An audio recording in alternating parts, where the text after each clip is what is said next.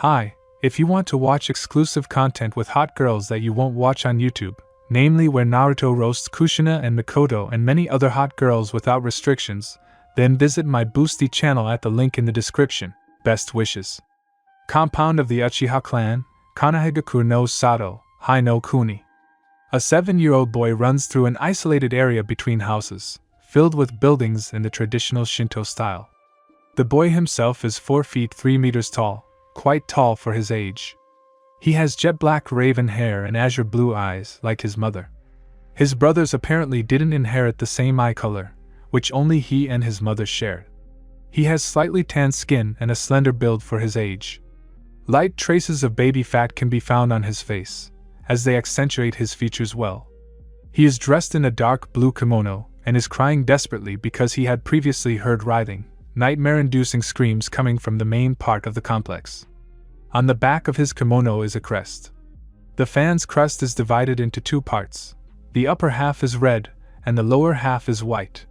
However, now the color of his eyes changed purely instinctively. Just a few days ago, he learned that his surviving brother was missing and presumed dead. His eyes developed from the traumatic news he heard. A small, opaque black dot sits in the center of his red irises. 3 tomos surround the dot, lazily rotating, as if waiting for something to happen. This eye is a rare dojutsu and is considered one of the rarest Kekkai Genkai in the history of the shinobi world. The Sharingan. It's known that these eyes only appear in the eyes of those belonging to the Uchiha clan. This boy is also an Uchiha. He awakened it at the age of 6 and has been training since the incident that changed his life.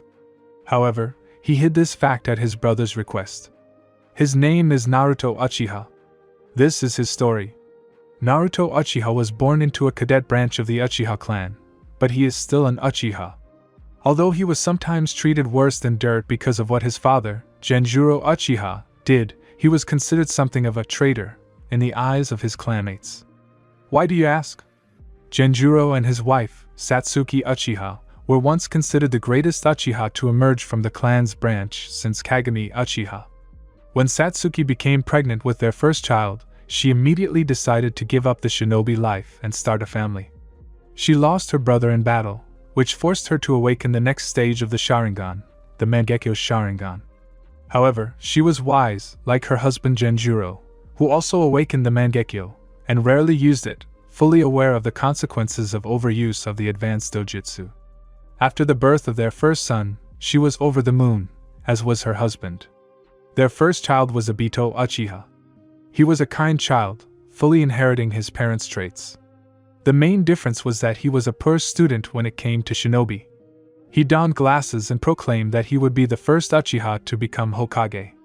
He later continued his training under Minato Namikaze, one of Konoha's most promising elite jounin. 5 years later, their second son, Shursui Uchiha, was born. Even from a young age, he showed signs of being a prodigy.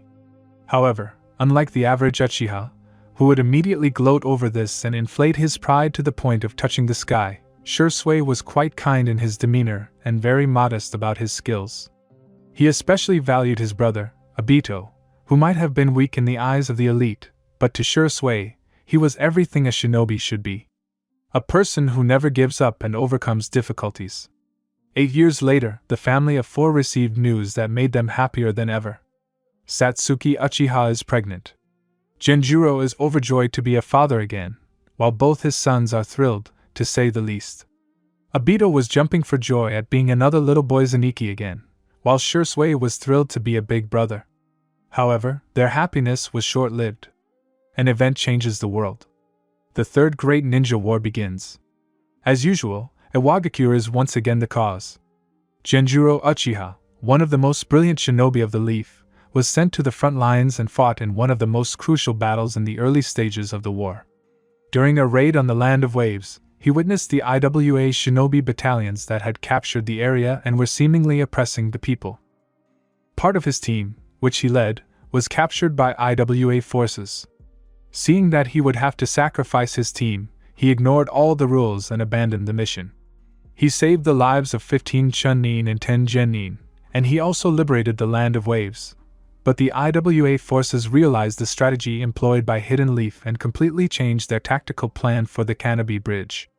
In other words, Konoha missed its chance to plan a surprise attack on IWA because Genjuro valued the lives of his teammates and the people of Land of Light more than the mission. However, he was killed in battle while saving people. His greatest regret was that he couldn't see his newborn son born. He wasn't even given a proper burial, as Root decided to cremate his body on the spot to prevent any secrets from being revealed.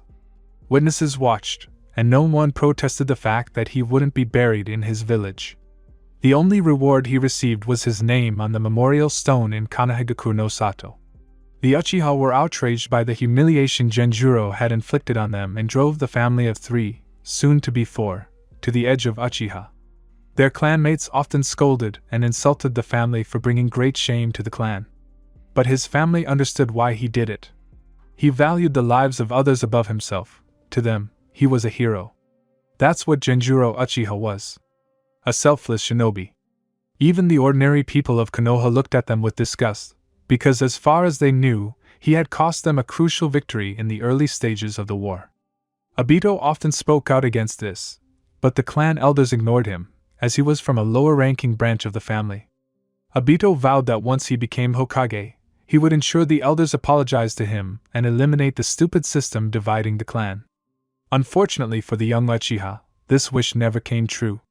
He sacrificed himself in the Battle of Canopy Bridge, which resulted in Konoha winning the Third Great Ninja War. Obito Uchiha is remembered as the shinobi who stayed behind and activated the explosive plugs that destroyed the bridge. The right side of his body was crushed by a boulder, but he still managed to complete the mission after his team safely escaped. Even after this, the family was looked down upon, known as the Uchiha lambs. Useful only as sacrificial lambs, as some of the Uchiha's core members put it.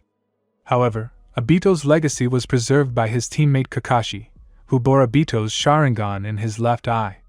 It was Obito's gift to him, and his family appreciated the fact that their son and brother had true friends who wouldn't waste the gift, and Kakashi himself embraced Obito's way of life as a shinobi.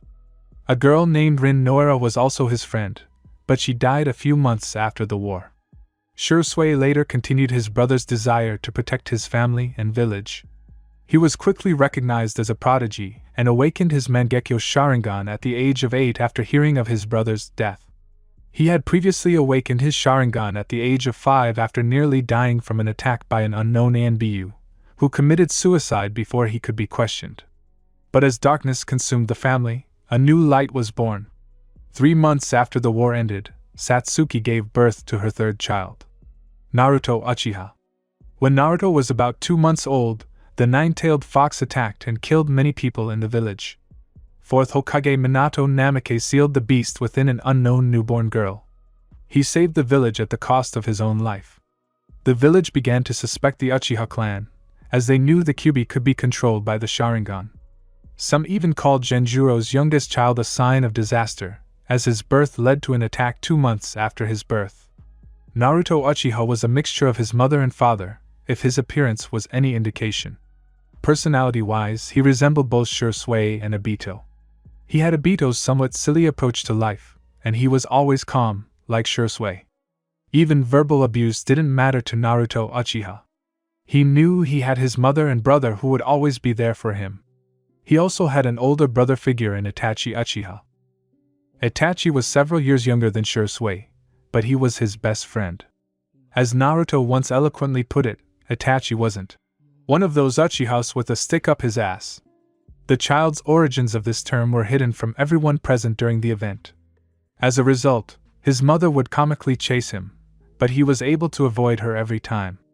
Usually, he ran too fast or used the most powerful jutsu known to children, the puppy eyes no jutsu. Naruto's personality changed dramatically when his mother died of illness when he was 6 years old. This incident led to him awakening his Sharingan, with no less than 2 tomo. Shursui decided he would train his Autoto. He secretly began training him, and to his great surprise he too was a prodigy, albeit one that progressed at an abnormal rate. Naruto rarely used the Sharingan, and could perform a traditional Uchiha fire jutsu in a single use. Only Shursui and Itachi knew of his unnatural progress. Both of these prodigies even considered him someone they would have a hard time managing as he grew older. However, they told him to conceal his skills at all times. He agreed with them without question. He also inherited his deceased older brother, Obito's dream of becoming Hokage. He would do this for his brother and eliminate the boundaries separating the two branches of the Uchiha family. Besides Itachi, he was close with Mikoto Uchiha. She was the wife of the Fugaku clan head. She was a very sweet and kind person. She often teased him, saying he would grow up to be a real ladies' man. This happened when he accidentally blurted out that if he ever married, it would be to a beautiful girl like Mikoto. Realizing what he said, his face blushed, and she often teased him about growing up to marry her. Her youngest son, Sasuke, who was his age, was rather odd, at least in his opinion. He always wanted his father's attention and constantly tried to do what Itachi did at his age. For some reason, he also ignored Naruto. Naruto, however, was generally happy, despite all the crap the universe had decided to throw at him. His Sharingan training had gone well, and he'd successfully mastered Tsutomu, but only Shisui knew about that part. A few days ago, he received news that Shisui had disappeared and was presumed dead. His eyes had transformed into 3 Sharingan Tomo. His entire world was shattered. His only family was dead. After that, even Itachi was gone. Now in the Uchiha clan complex. Where is everyone? Unfortunately for the boy, his questions are not answered the way he wants. The sight before him shook him to the core.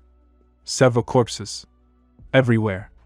Every single person in the Uchiha compound lay in pieces or had suffered horrific stab wounds, as blood gushed out from time to time. He was visibly shaking and frightened. He walked up to a random body and shook it. "Hey! Please wake up!" He burst into tears. "What happened? Who did this?" Naruto sobbed. Such a horrific sight was never meant for someone as young as him. "I did it!" A lonely, cold voice cut through the air in the middle of the night. Naruto knew that voice well. Itachi Uchiha stood before him in an ANB uniform, his Sharingan spinning wildly before taking the form of a Fuma Shuriken. His body was covered in blood, dripping from his body. His eyes looked as if they wanted to kill him. "Hello, Naruto," Itachi said, expressing murderous intent, causing Naruto's Sharingan to shut down. Naruto trembled in fear as he fell to his knees. His mind raced to only one conclusion. Did Itachi and I do all this? Itachi and I. You did all this? Naruto asked, sobbing. Yes. You've become much smarter than before, haven't you, Naruto? Itachi looked at him more closely. Perhaps I should kill you next time, considering your progress. Then Naruto's world turned black, red and white. The world of Tsukiyomi. Welcome to my world, Naruto. Itachi spoke in a soft, menacing voice. Naruto saw himself being hung upside down on a cross and saw the scene around him. Itachi was killing the entire clan, blood was spilled everywhere. It was too much for Naruto. Then he saw Itachi kill Fugaku. But what truly broke his heart was when he plunged his tanto into Mikoto's chest. She had been his guardian after his mother died, and what he saw was his breaking point. Please stop this, Itachi and I, Ni-san. Please help me. Naruto cried out to his brother Shisui. I'm afraid Shisui won't be able to help you, Naruto. Itachi stopped, and the scene changed to a waterfall. Naruto saw Itachi and Shisui standing there. Shisui's back was turned to Itachi when Itachi struck him with the tanto, gouging out both his eyes. Shisui's body, due to his injuries, was falling into a large chasm where a waterfall lay. As Shisui fell, he looked at Naruto and spoke. Why didn't you help me? Naruto screamed when he heard this from his only brother. Then something strange happened. The red sky of the world of Tsukuyomi began to crumble. Itachi saw the reason his genjutsu had broken. Uchiha clan complex. Manjiki Sharingan. Itachi muttered as Naruto's eyes changed into the shape of a four-bladed scythe connected in a circle. Imagine Obito's Mangekyo with 4 blades instead of 3, as his eyes began to bleed slightly from use. It seems you have eyes like mine, Naruto. But you can't use them properly yet. Then Itachi turned to leave. When you become strong, come find me. Then we'll see who is the strongest of the Uchiha clan. These weak, pathetic clansmen are no problem. Embrace your hatred, only then will you be able to defeat me and avenge Shursui. You couldn't kill Nisan, Itachi and I, Naruto said in a soft voice as the bleeding stopped and his Sharingan completely shut down. You're too kind to do this, Itachi and I. One day, you'll answer me for everything. I know it, Naruto said with a sad smile, and his expression grew even sadder when Itachi turned to Naruto. Itachi shed silent tears of sadness and said a few words before leaving. Goodbye, Aododo. Itachi disappeared into a flock of crows. The darkness began to envelop Naruto. But then something else happened. He could sense something nearby. It all seemed familiar, yet unfamiliar. Then he heard a swirling sound before losing consciousness. The next day, the village hidden in the leaves learned tragic news. The Uchiha clan, one of Konoha's founding clans, had been wiped out by Itachi Uchiha, who, eager to prove his strength, apparently cracked under the pressure of being an ANBU captain at such a young age. He left behind 2 survivors. His own younger brother Sasuke was now the clan head and another member of the branch clan, who was recognized by everyone as the son of Genjuro, who had shamed both the clan and the village. Since then, the age at which students enter the academy has changed. They will now be accepted at 9 and graduate at 14. Academy standards have also dropped significantly to a more basic level, to the point where even civilians could easily become genin. It's foolish of the council, but the standards of the shinobi exams have been declining for some time now.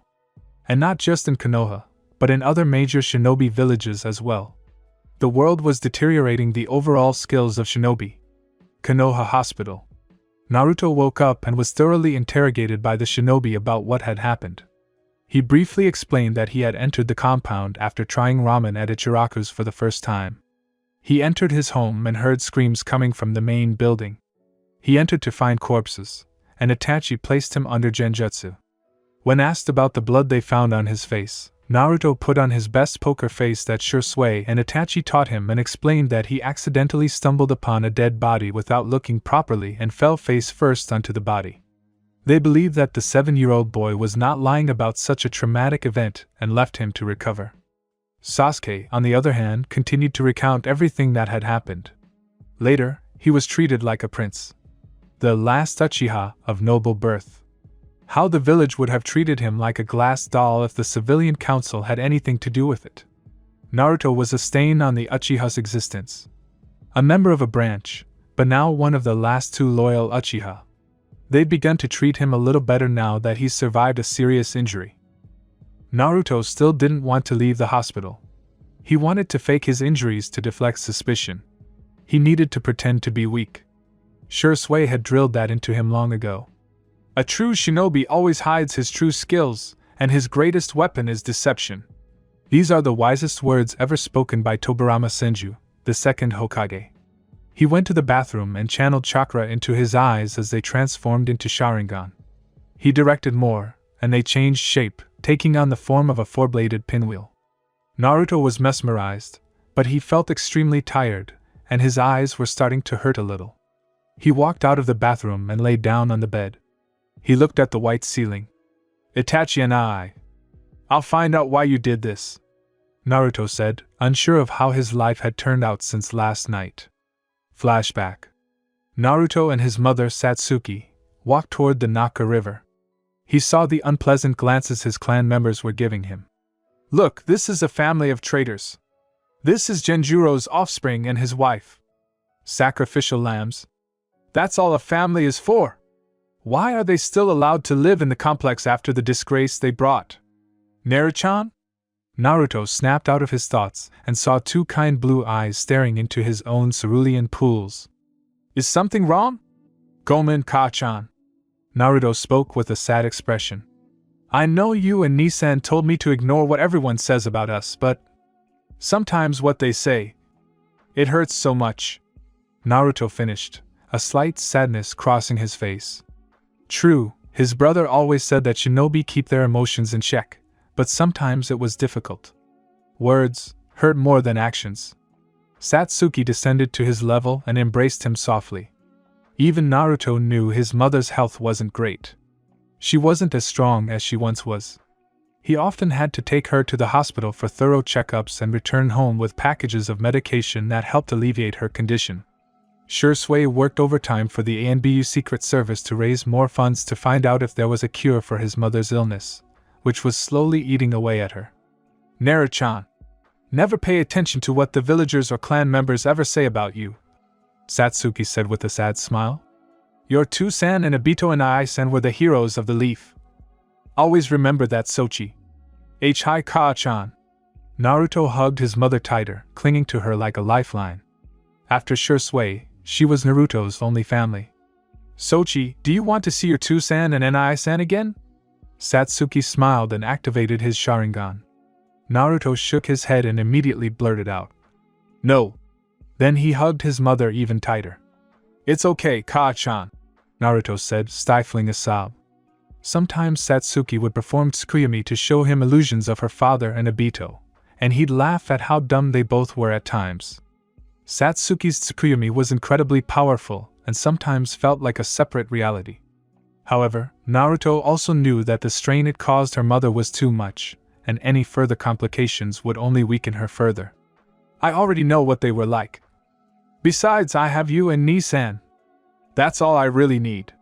He released the hug and looked at his mother with a kind smile on his face. She cupped his cheeks and kissed him tenderly on the forehead.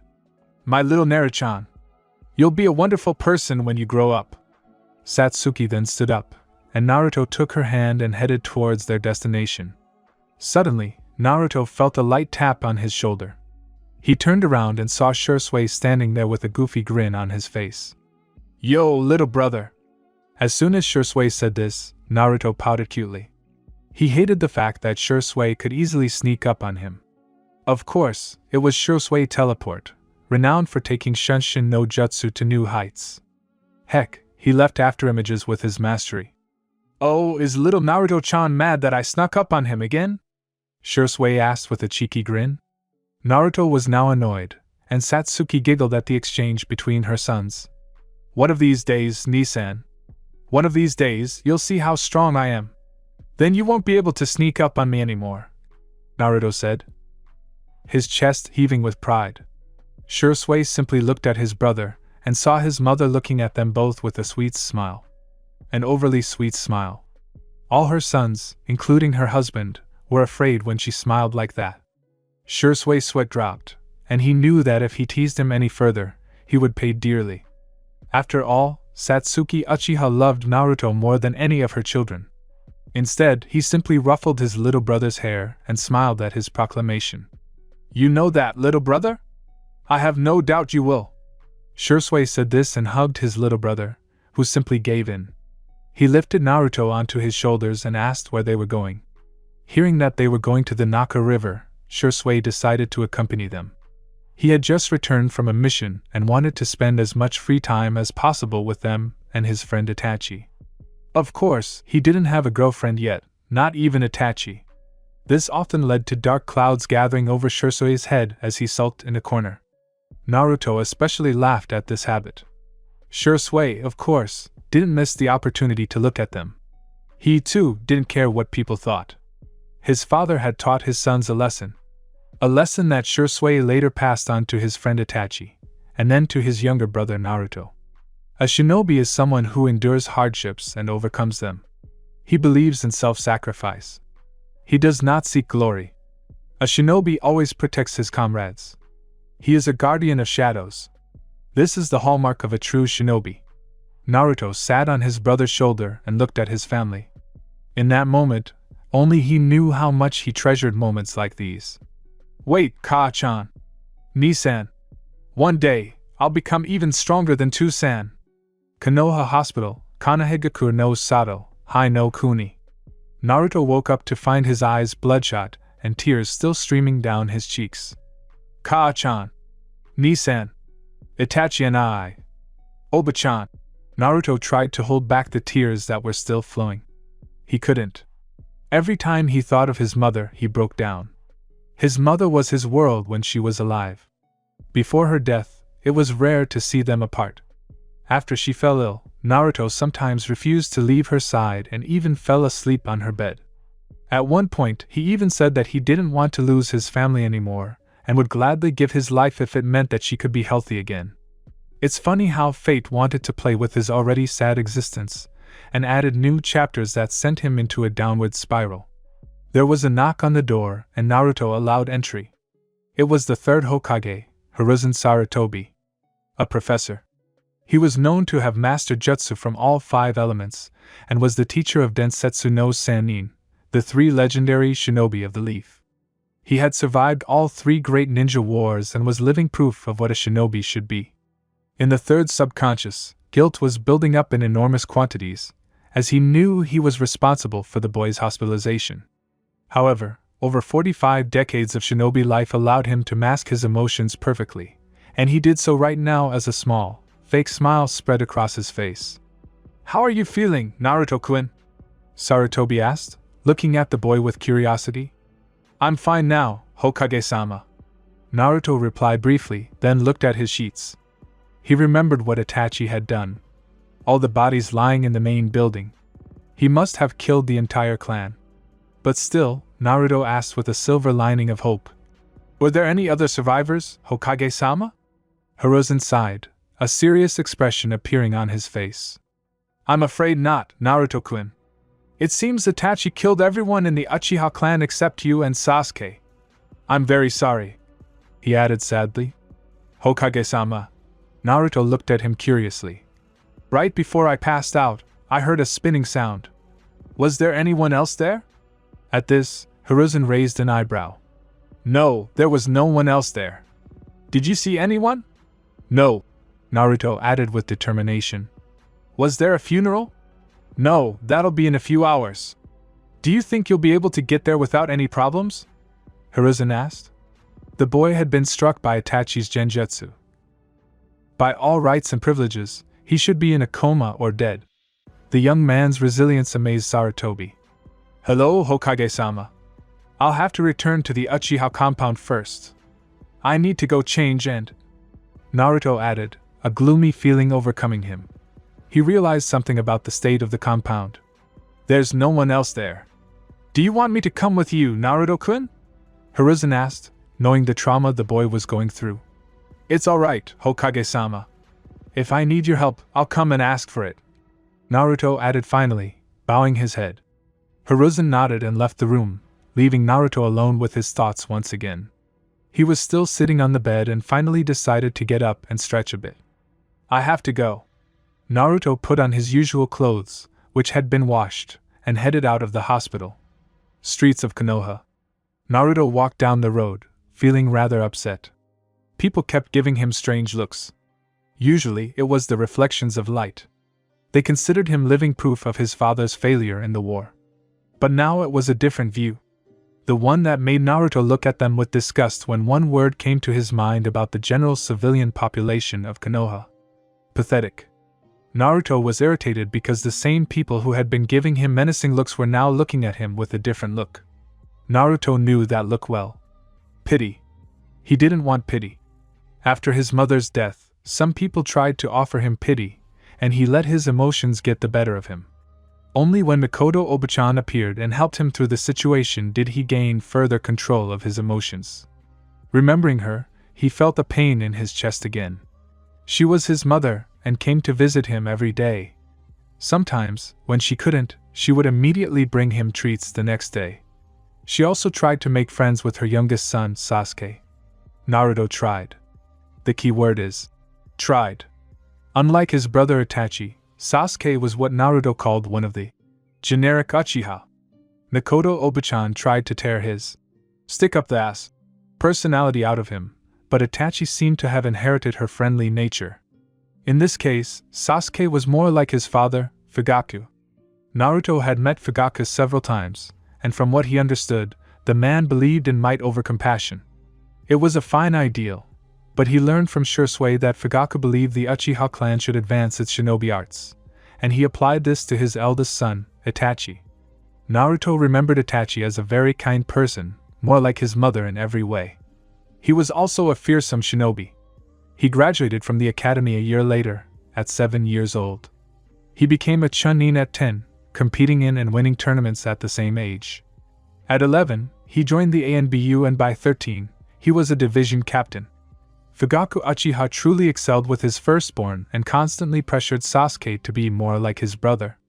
Naruto suspected this was the reason Sasuke was so gloomy and doomed, and it was precisely for this reason that he wanted to surpass Itachi, to earn his father's praise. Unlike his childhood, Naruto grew up with only the acceptance of his mother and brother. His brother was also a child prodigy, said to be on par with Itachi or even better. Secretly, Sasuke saw him blissfully spending time with his family, and even Itachi would hang out with him sometimes. Sasuke was a little envious of the fact that his own mother and brother spent time with Naruto, while he had to work hard to earn the respect his father had recently begun to earn. Naruto, of course, didn't know that Sasuke felt this way, because he was never told about it. Naruto shook off all thoughts and felt a familiar thumping noise from the pit of his stomach, and he felt rather embarrassed. He checked his pockets for money. As he walked through the village, he could still feel the pitying glances on his face as he ignorantly walked toward the place where he had last eaten. He had more than enough money for one bowl of miso ramen, which he had enjoyed the night before. Turning the corner, he finally found his destination. Ramen Ichiraku. The familiar aroma of spices hung in the air. The atmosphere inside the grocery store was very calm.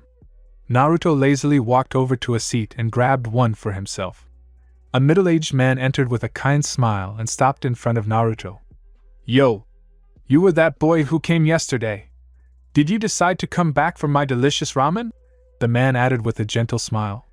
However, the look in his eyes gave him away. Naruto recognized that look, but it was different from the look the villagers had given him today. It was the same look of sadness and understanding that Shursui, Itachi, and Mikoto had given him after his mother's death. The man was probably trying to lighten his mood in a light-hearted way without wallowing in self-pity. Naruto appreciated this and smiled the most sincere fake smile he could muster. "Hi! I'll have the miso ramen without the menma, please," Naruto said in an even voice. "Of course, son. I am." The man called softly toward the kitchen and gave the order. Naruto had seen Ayam yesterday, and to him, she looked like a rather pretty teenager, about Shursui's age. She had light brown hair and a small beauty mark on the left side of her face. Without realizing it, Naruto wondered if she would have been suitable for Shursui. He'd picked up a slight, bad habit of pairing off from his mother and Mikoto. He cursed himself for developing such a contagious habit. "Okay, Two-san," Ayam said as her head peeked around the edge of the door, her gaze falling on Naruto. She also smiled slightly and said, "Oh, it's you again. Wait, you still haven't told us your name?" "Oh, excuse me. My name is Naruto Uchiha." Naruto introduced himself and bowed his head slightly, a kind but false smile appearing on his face. It was strange behavior for both a man and, judging by his appearance, his daughter Ayam. The Uchiha usually don't bow their heads to anyone, let alone civilians. Now they remembered who he was. The son of Genjuro Uchiha, whom the common people considered the scourge of their shinobi history. But something else he said caught their attention. "So, your name is Fish Cake?" Ayam asked with a cheeky grin, and her father was about to say something, but was cut off by that fish cake. "It means whirlpool," Naruto said with a low growl. Ayam and her father chuckled slightly at his behavior. One thought, however, occurred to them. "No. He's not your typical emotionless/proud Uchiha." The man said, coughing into his hands as Naruto resumed his seat. "I apologize for teasing my daughter. She does it a lot. My name is Tuchi." He extended his hand, and Naruto shook it eagerly. They started a small conversation, and eventually Tuchi decided to try to help the boy. "So, Uchiha-san, how are you feeling now?" Tuchi asked with a serious expression.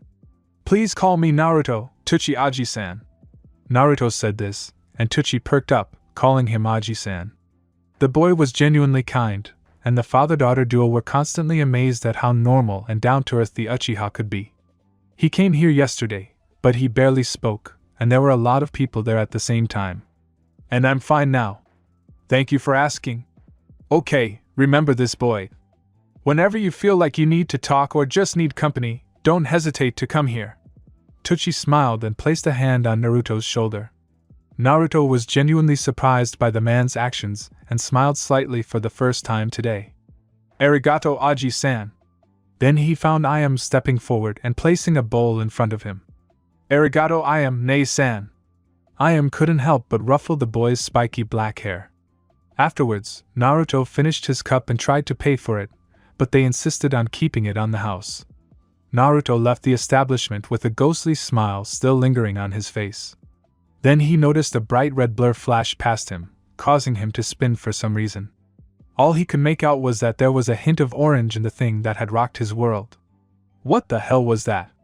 He could then hear the excited cry of a child coming from Ramanichiraku, and Naruto, deciding to ignore the strange event that just happened, headed towards the Uchiha compound.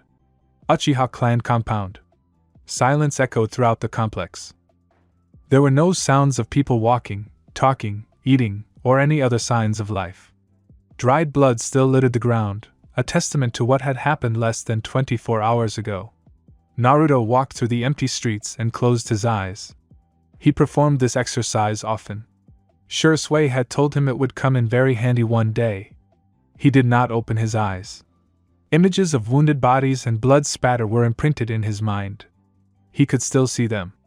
Eidetic memories burned into his mind as every detail of the caked blood he'd witnessed, passed through, haunted him. He walked unconsciously towards his house. It was empty. He took off his sandals and went to take a shower. After he got out, he put on a black long-sleeved shirt and blue pants. His hair was disheveled, and one strand obscured his eyes. He wandered around the house a few more times before activating the silence and privacy seals. His brother had shown him the hand seals on how to activate them, and he memorized them using his Sharingan. The reason he did this was simple. In his room, at the foot of his bed, he found the edge of the wooden floor cracked. It must have been caused by a kunai, as Naruto himself had practiced with them often enough to know what kind of mark a kunai leaves. It was odd, because this was the secret compartment he and Shui had created. He placed his hand on a piece of wood, and the entry piece was removed. Inside, he found a storage scroll. At one end of the scroll were 3 Sharingan Tomo. Naruto developed a particular fascination with Fuinjutsu and began learning a simple level 1 ceiling from all the books his parents had. His mother and brother were shocked to see him attempting to learn Fuinjutsu. It was a rare sight. The Uchiha was more interested in seals than offensive jutsu. He knew how the storage scroll worked, opened it, and infused his chakra into it. Nothing happened, and Naruto understood the situation more clearly. It was a blood recognition storage scroll, something like a high-quality level 5 seal. Naruto bit his thumb as blood began to flow, and he pressed his thumb against the scroll with a gentle jolt of his chakra. The scroll opened, revealing 5 more scrolls sealed within. However, the scroll was blank and bore no inscriptions. Letting his instincts take over, he activated his fully developed 3-tomo Sharingan and saw that the scroll contained a genjutsu. He released his Sharingan and read the scroll's contents. Dear Aototo, if you're reading this, then I'm most likely dead. I wrote this letter exactly a week after Ka-chan's death. I'm very sorry, Aototo, but sometimes we have to grow up faster than we should. I'm probably committing treason by writing this, but you should know. Over the past 3 years, the animosity between the village and the Uchiha clan has intensified, beginning around the time the Ninetales attacked the village. The village even suspects that we were behind the attack. I assure you that's not true. I joined ANBU and was appointed a double agent for the Hokage, along with Itachi. It's my duty to the village, which obligates me to spy on my clan. If things continue at this rate, I fear a full-scale uprising will break out, leading to another ninja war. I will continue to fulfill my mission in my village and will not be bound by clan ties. As a child, I grew up during a war. I never want you to suffer the same fate as our family, I assure you, by any means necessary. Don't worry, Aototo. If I'm gone, I want you to continue. You've already awakened your Sharingan, and I know you'll surpass all members of our family, no, our entire clan. You also share the same beliefs as Tsusan and Ka-chan. You won't fall into the hatred that has consumed so many Uchiha. My only regret is that I won't be able to see how I can become the most powerful Uchiha, gracing the elemental nations. I want you to make my dream come true. I know that one day you will free the Uchiha's curse of hatred. Autoto. I took Ka-chan's eyes and sealed them in a durable glass chamber filled with chakra containment fluid. The vial itself is in one of the compartments of this seal.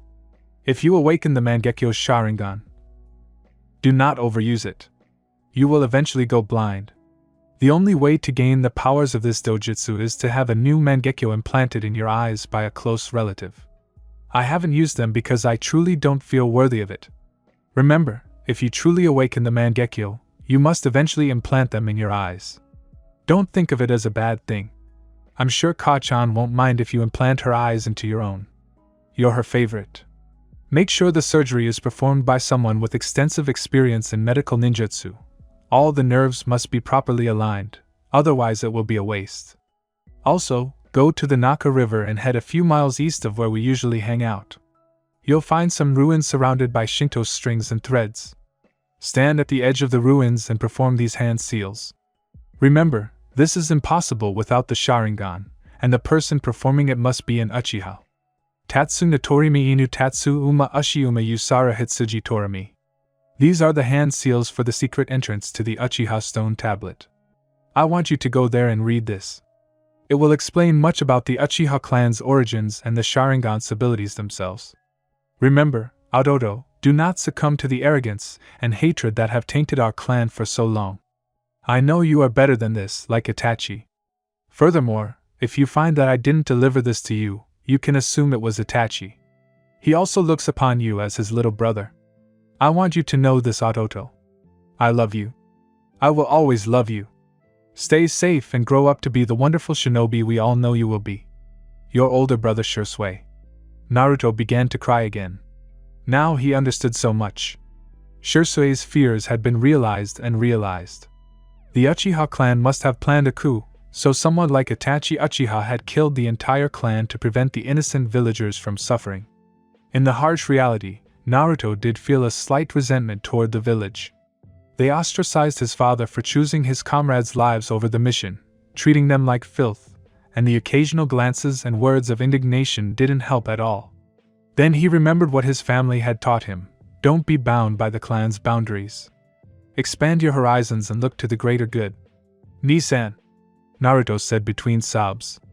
I will not let any of our family's sacrifices be in vain. I will continue your dreams and protect the village. For all of us. I will protect the village from the shadows if I have to. But I will also change the way the village views the Uchiha. I will change the Uchiha clan. Naruto opened his eyes as the three Tomo began spinning wildly. If you look closely, you can almost see the silhouette of the chakra taking the form of the man clinging to Naruto's shadow.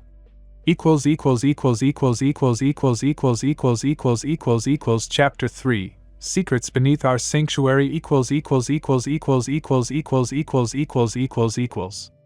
Naka River. Naruto skipped rocks along the banks of the Naka River. It was their favorite spot by the river. He'd sit there for hours, sitting with his mother or brother, gazing at the eternal water that always flowed there. He always felt a certain calm when he stood in the same spot where he stood now. By this point, skipping rocks had become a bad habit. It was instinctive. Shursui had often told him when he was younger that skipping rocks was a good warm-up exercise for non-shinobi. He'd previously thought it was an absurd lie. He'd started skipping rocks while throwing shuriken at 5, and when he finally started practicing bukujutsu at 6, he saw that it wasn't a lie at all.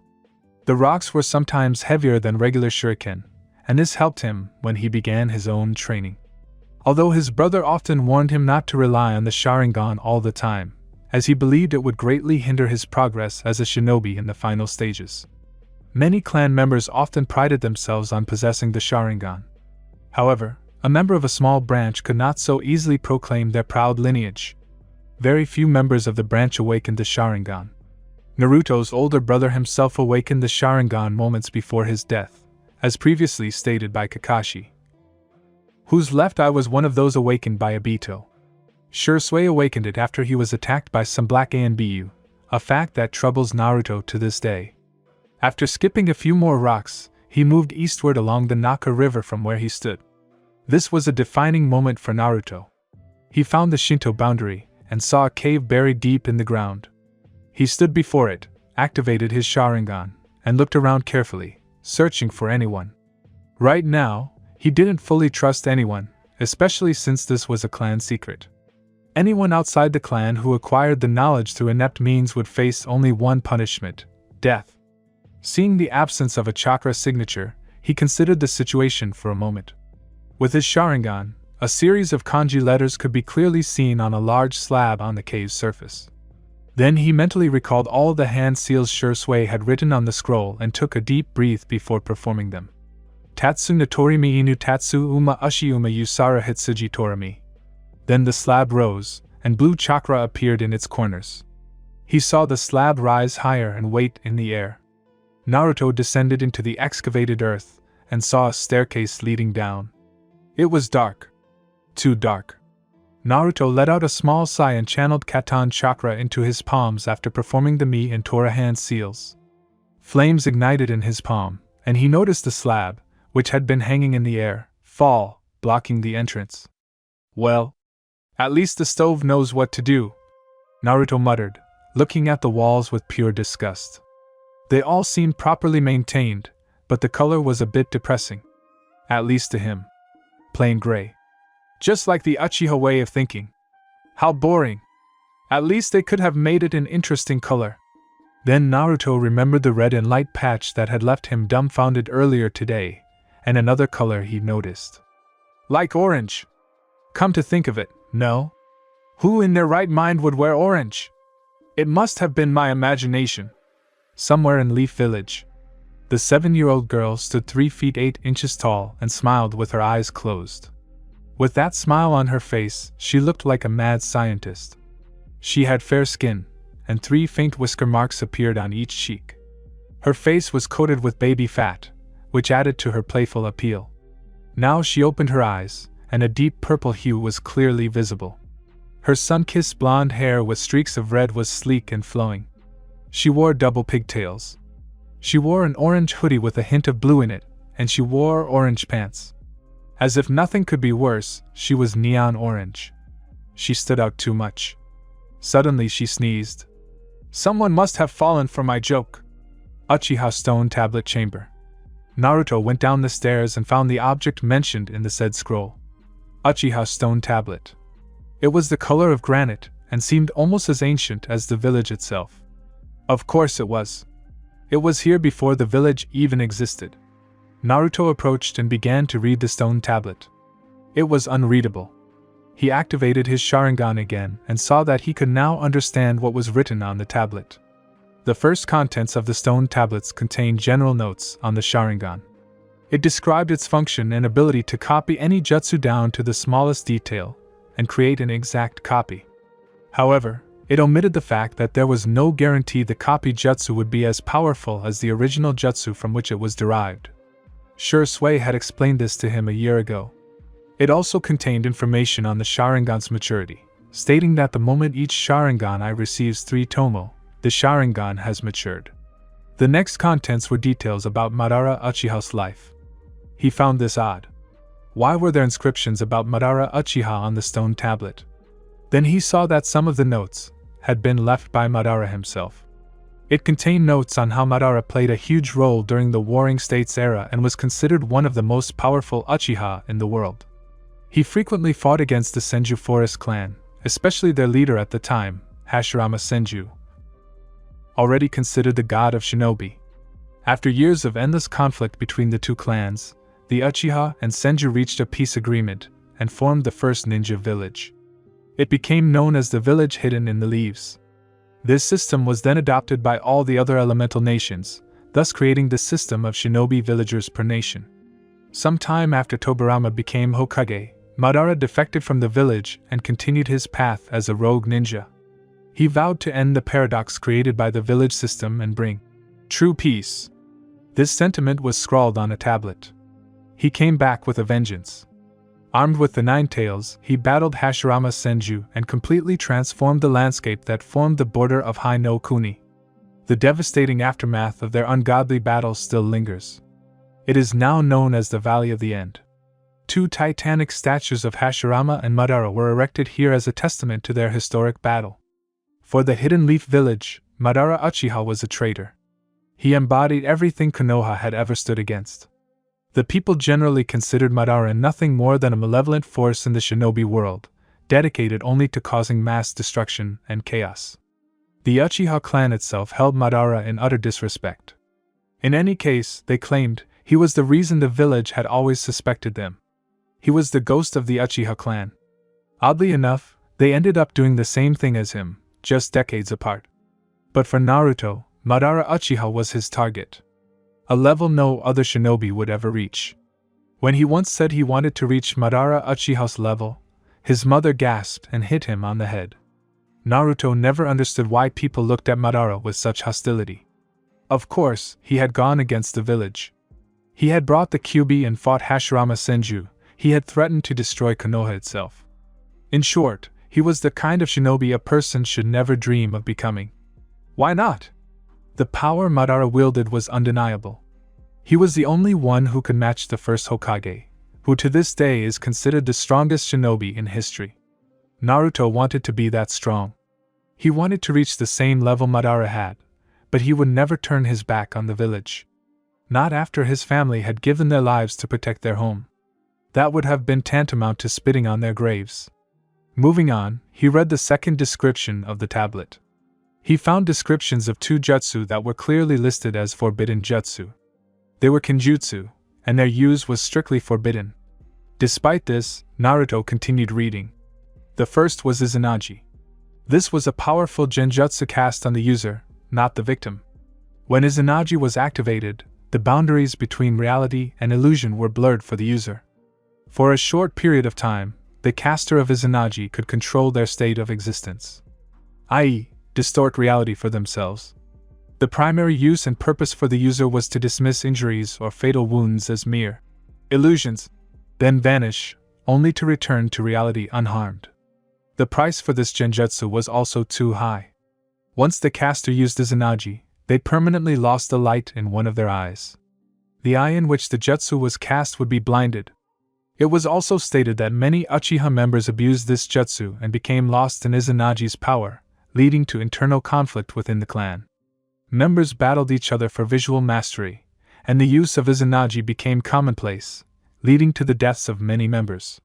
Seeing this, the Uchiha clan devised another jutsu specifically to counter this jutsu. It was the perfect counter to Izanagi. This visual kinjutsu was known to Izanami. Izanami was different from Izanagi in many ways. While Izanagi distorted reality itself, the mastery of Izanami's genjutsu relied on the physical sensations between the user and the target. To activate the technique, a random moment was first chosen. The caster then used their Sharingan to memorize the physical sensation experienced by both the caster and the target at that moment, call this moment momenta. Then, after a period of time had passed, the user must intentionally recreate the sensations in the same way they felt at that memorized moment. And they must also memorize that moment B. The passage of time between the two events must also be carefully considered and recorded. Several other moments can also be recorded, but the initial and final moments must be identical for the jutsu to work.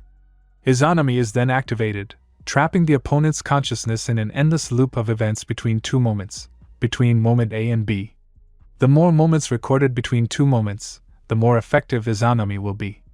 Once captured, the target's body remains motionless while the endless cycle of events continues. Even if the target acknowledges the sensations and tries to dismiss them as an illusion, they will be unable to escape unless they have truly accepted their fate. The real reason this jutsu was developed was so that violators of Izanagi could realize what they've done and finally acknowledge their mistakes, so they could reprimand themselves. In this case, Izanagi users. The illusionary genjutsu caster is also somewhat intelligent. Actions in the event loop, such as verbal actions, would also repeat in an endless loop. The illusionary caster would also continue to entice the victim to take a closer look at the chain of events they caused and acknowledge their mistakes. Izanagi can alter fate, but Izanami can decide fate. As with Izanagi, using Izanami also causes blindness to affect the eye from which the genjutsu is cast. Ironically, Izanami is intended not for enemies, but for lost friends, and is used as a means to help them find themselves again. Naruto was deeply moved by the two kinjutsu he'd read about. He silently prayed to whoever was there that he would never have to use either of those jutsu in his natural life. Then he moved on to a topic crucial to the Uchiha legacy and the powers their eyes possessed. Secrets of the Mangekyo Sharingan. It clearly stated that the Mangekyo Sharingan was the next level of the Sharingan. The only way for a person to achieve the ultimate power known as the Mangekyo Sharingan was to kill the person closest to them. Naruto now frowned at that statement. Something is wrong with that statement. It's almost as if someone wrote it on purpose. Naruto awakened his Mangekyo Sharingan without killing anyone. He was almost certain his parents and brother had awakened theirs without killing anyone close to them. They couldn't. They simply weren't the type to kill the people they loved. They held on tightly to them. The same could be said for Itachi. This statement alone made Naruto dismiss any further information the tablet might offer. But curiosity got the better of him, and he continued reading. There was nothing else written on the stone tablet. But Naruto knew better and recalled the words Shursui had written and activated his Mangekyo Sharingan. It stung a little as he closed his eyes for a moment before opening them. The four-bladed scythe wheel was present in his vision. Maybe it's because I'm not strong enough to wield it yet. I need to do it quickly. He then read the tablet again and learned about the abilities that the Mangekyo Sharingan gives. The first was Tsukuyumi. It was believed to be a powerful genjutsu that altered the user's influence over time. The time spent in the genjutsu was exponentially multiplied by the time spent in the real world. Naruto shuddered, remembering the jutsu's effects. How he had to watch Itachi slaughter the entire clan, kill Mikoto, and rip out Shursui's eyes. The next ability he read about was Amaterasu. Amaterasu was a visual jutsu that relied on precise visual focus. Simply staring at the target would cause a black flame to erupt and devour the target. The flames of Amaterasu could not be extinguished by any normal means. Only the caster of the jutsu could neutralize the flames, and this, too, required great concentration. If left unattended, Amaterasu would continue to burn for 7 days and 7 nights before extinguishing itself. I wonder if it can be sealed. Naruto mused, remembering how Shursui had sealed the fire jutsu into a scroll. It would take a damn fine elemental seal to seal flames like Amaterasu. Now came the part that slightly frightened Naruto. Kodo Amatsukami. This was considered the perfect genjutsu a Sharingan user could ever hope to awaken. Kodo Amatsukami literally invaded the subject's mind and implanted ideas. It was absolute mind control, while the victim was unaware they were under the genjutsu. The victim would be completely convinced that every action they took was of their own free will. However, the downside was that to fully utilize Kodo Amatsukami's effect, both eyes were required to perform the genjutsu to perfection. Such a powerful genjutsu. In the wrong eye sockets, it could cause widespread panic. Naruto then continued reading about the Mangekyo Sharingan's infamous space jutsu, Kamui. Kamui had 3 abilities. One was the user's ability to create a small void or black hole to absorb/transfer a specific object into the user's personal dimension. The second ability was a transportation technique that transported the user to their personal dimension and then reappeared in a specific location, the entire geography of which was familiar to the user. The third and most dangerous ability was intangibility. The body or selected body parts would not exist in this world and would undergo any attacks directed at them. A serious drawback of this ability was that the user could not attack in this state, and had to materialize to attack. Every jutsu has a weakness, Naruto muttered to himself. It was something Itachi had once taught him, along with Shursui. Even an invincible jutsu like Kamui had a weakness of this magnitude. To most, it would seem like invincibility, but a skilled shinobi could exploit this weakness and use it to their advantage. Naruto then read the next topic, which was both exciting and terrifying to him. The Mangekyo Sharingan could control the tailed beasts. The Mangekyo Sharingan was capable of amplifying all of the user's other abilities. Even a standard genjutsu would be nearly 3 times stronger. A Mangekyo user would be able to control a tailed beast with their visual prowess, effectively turning powerful beasts into pets. Naruto thought Madara must have controlled the Nine Tails through this. It was also mentioned that Tsukuyumi and Kodo Amatsukami were ideal genjutsu for controlling tailed beasts. Of course, powerful genjutsu other than these could also be controlled, but on a much smaller scale. However, they could suppress the chakra that a bijou or Jinchuriki would regulate. This was too much information for Naruto to process. Fortunately, he had brought a scroll with him and was furiously writing down the entire contents of the stone tablet. Then came the next ability granted by the Mangekyo. A technique. A technique considered the pinnacle of Mangekyo power. The ability to summon an ethereal warrior around the dojutsu user. It was both a perfect defense and a brutal attack. Susanoo. Susanoo was considered the final ability manifested by the Mangekyo. Legends say that Susanoo itself is capable of countering the tailed beasts. Naruto believes the entire situation depends on the user. Simply possessing Susanoo and using it properly are two completely different things.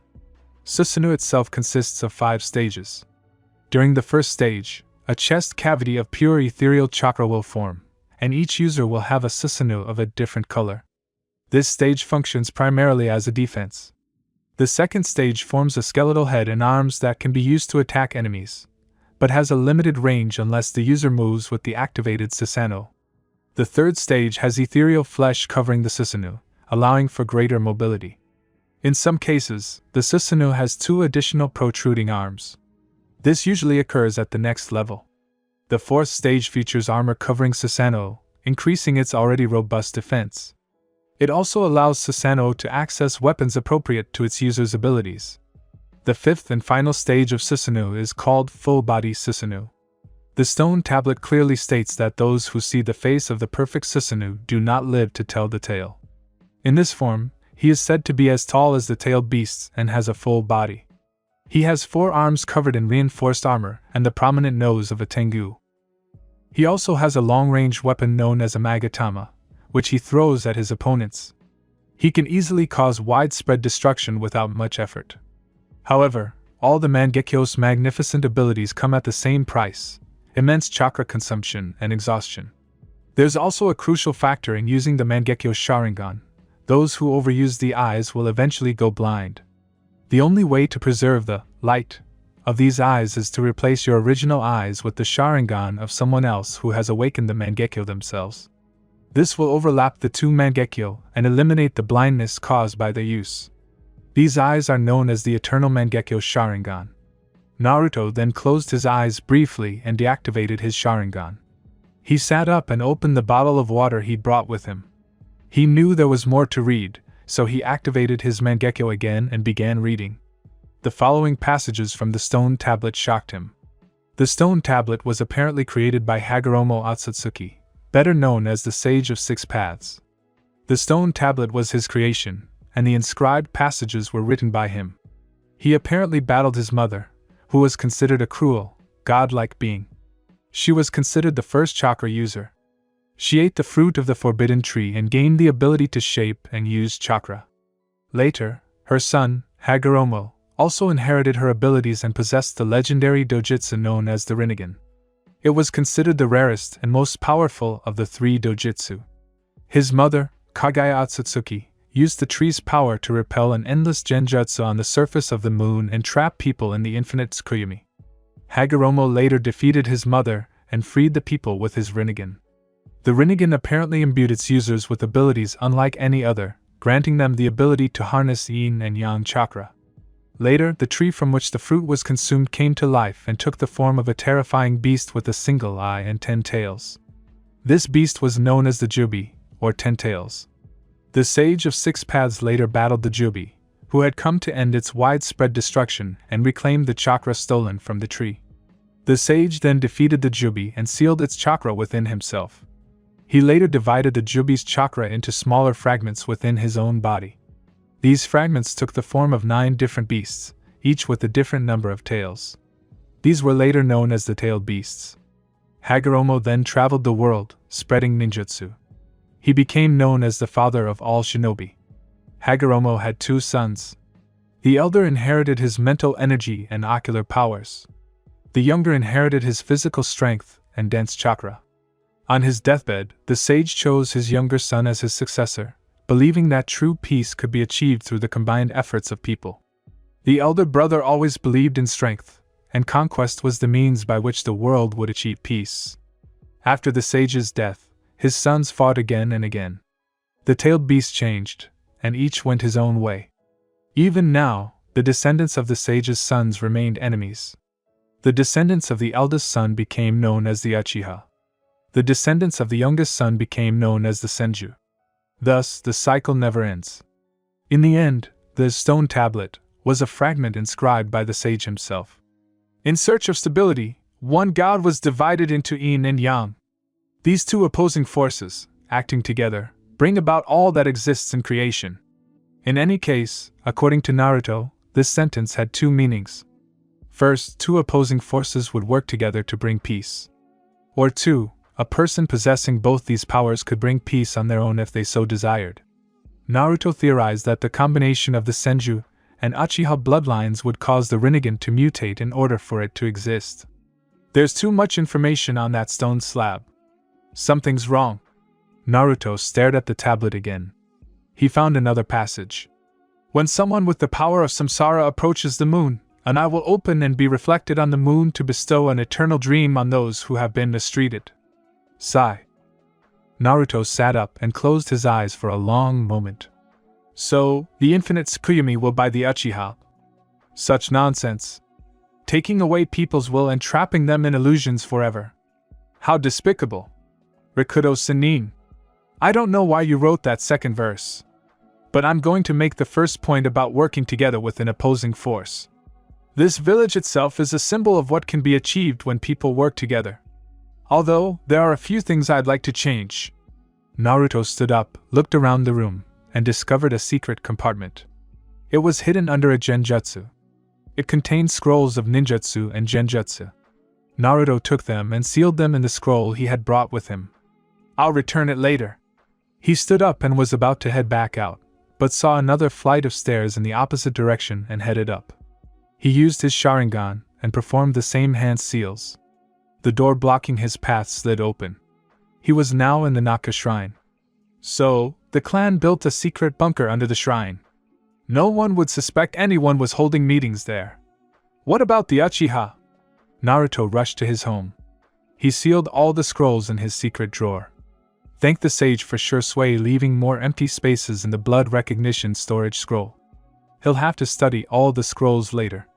If he seriously begins training now, it will be much easier for him to solve problems in the near future. Then he got ready for the funeral. He carefully looked around his room with his Sharingan, trying to remember where everything was. He couldn't trust people easily anymore. Unless, of course, they were truly stupid. Naruto left his house. He approached the gates of the clan compound and saw Sasuke waiting for him. It was a strange sight. Sasuke Uchiha hadn't even deigned to speak to him willingly, and now he was waiting for him. Maybe the clan massacre changed him. Where the hell have you been? Sasuke asked coldly, his eyes looking like they could bore holes into Naruto's body. Sorry. I'm still feeling a little weak. I went to Naka Shrine first to PR-. Finish it. Sasuke interrupted him. Even now you disrespect your own clan. At least treat the dead with some respect. Sasuke walked away, leaving Naruto behind. Naruto simply watched the disappearing figure of Itachi's brother as he walked into the distance. It seems I was wrong. Kami, if you're there, please help me carry out my enraged Uchiha brothers. Konoha Cemetery. Next to the Hokage's sculpture stood a large table. There was another sculpture there, depicting the will of fire.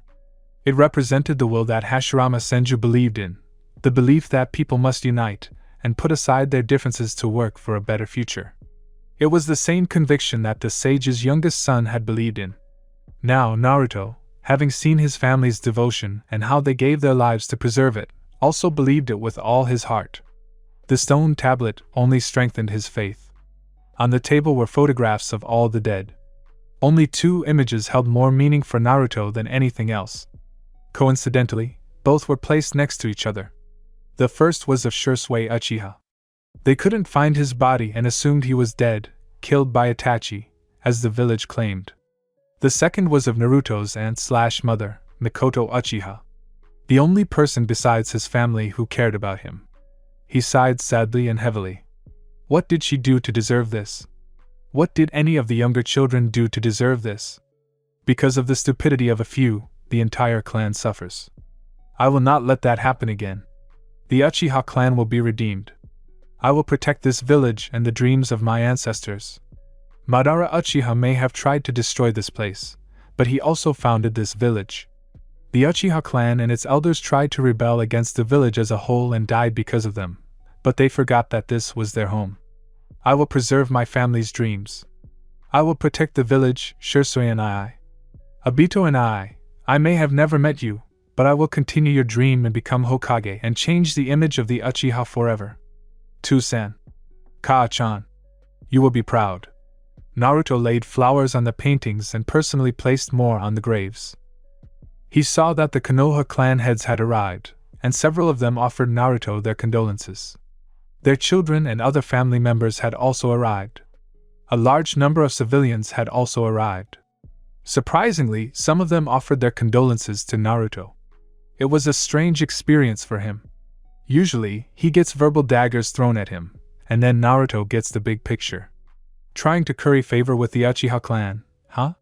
You thought I was too young and naive. How foolish. Then he saw Sasuke surrounded by genuine sadness and was about to talk to him.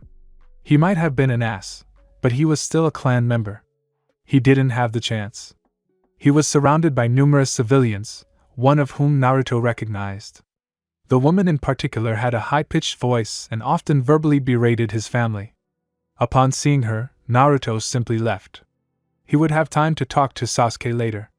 Then he left. The whole time, he felt like someone was watching him. Naruto's house, the residence of the Uchiha clan. Naruto activated the confidentiality seals he'd seen in the scroll. Apparently, Shisui had gone to great lengths to seal the house. His fascination with Fuinjutsu had often drawn ridicule from other clan members, but now Naruto saw an advantage in it. He would have to study this extensively later.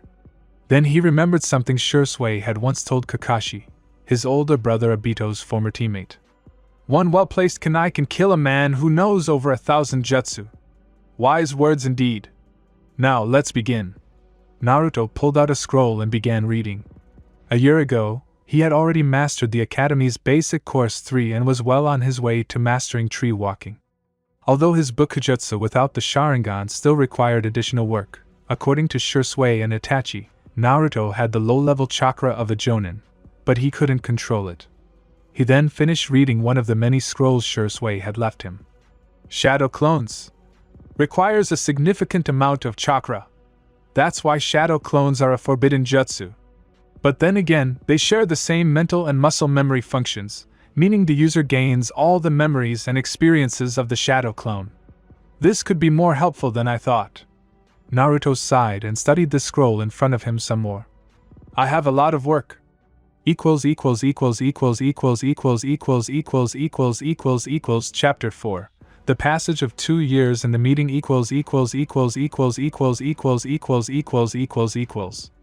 Time skip, 2 years. In the secret room of the Naka Shrine. Katan, Gakakyu no Jutsu. Suitun Taihuden. A large fireball met a large water projectile. The bright red flames slowly but surely engulfed and overpowered the water sphere and headed toward the water jutsu caster.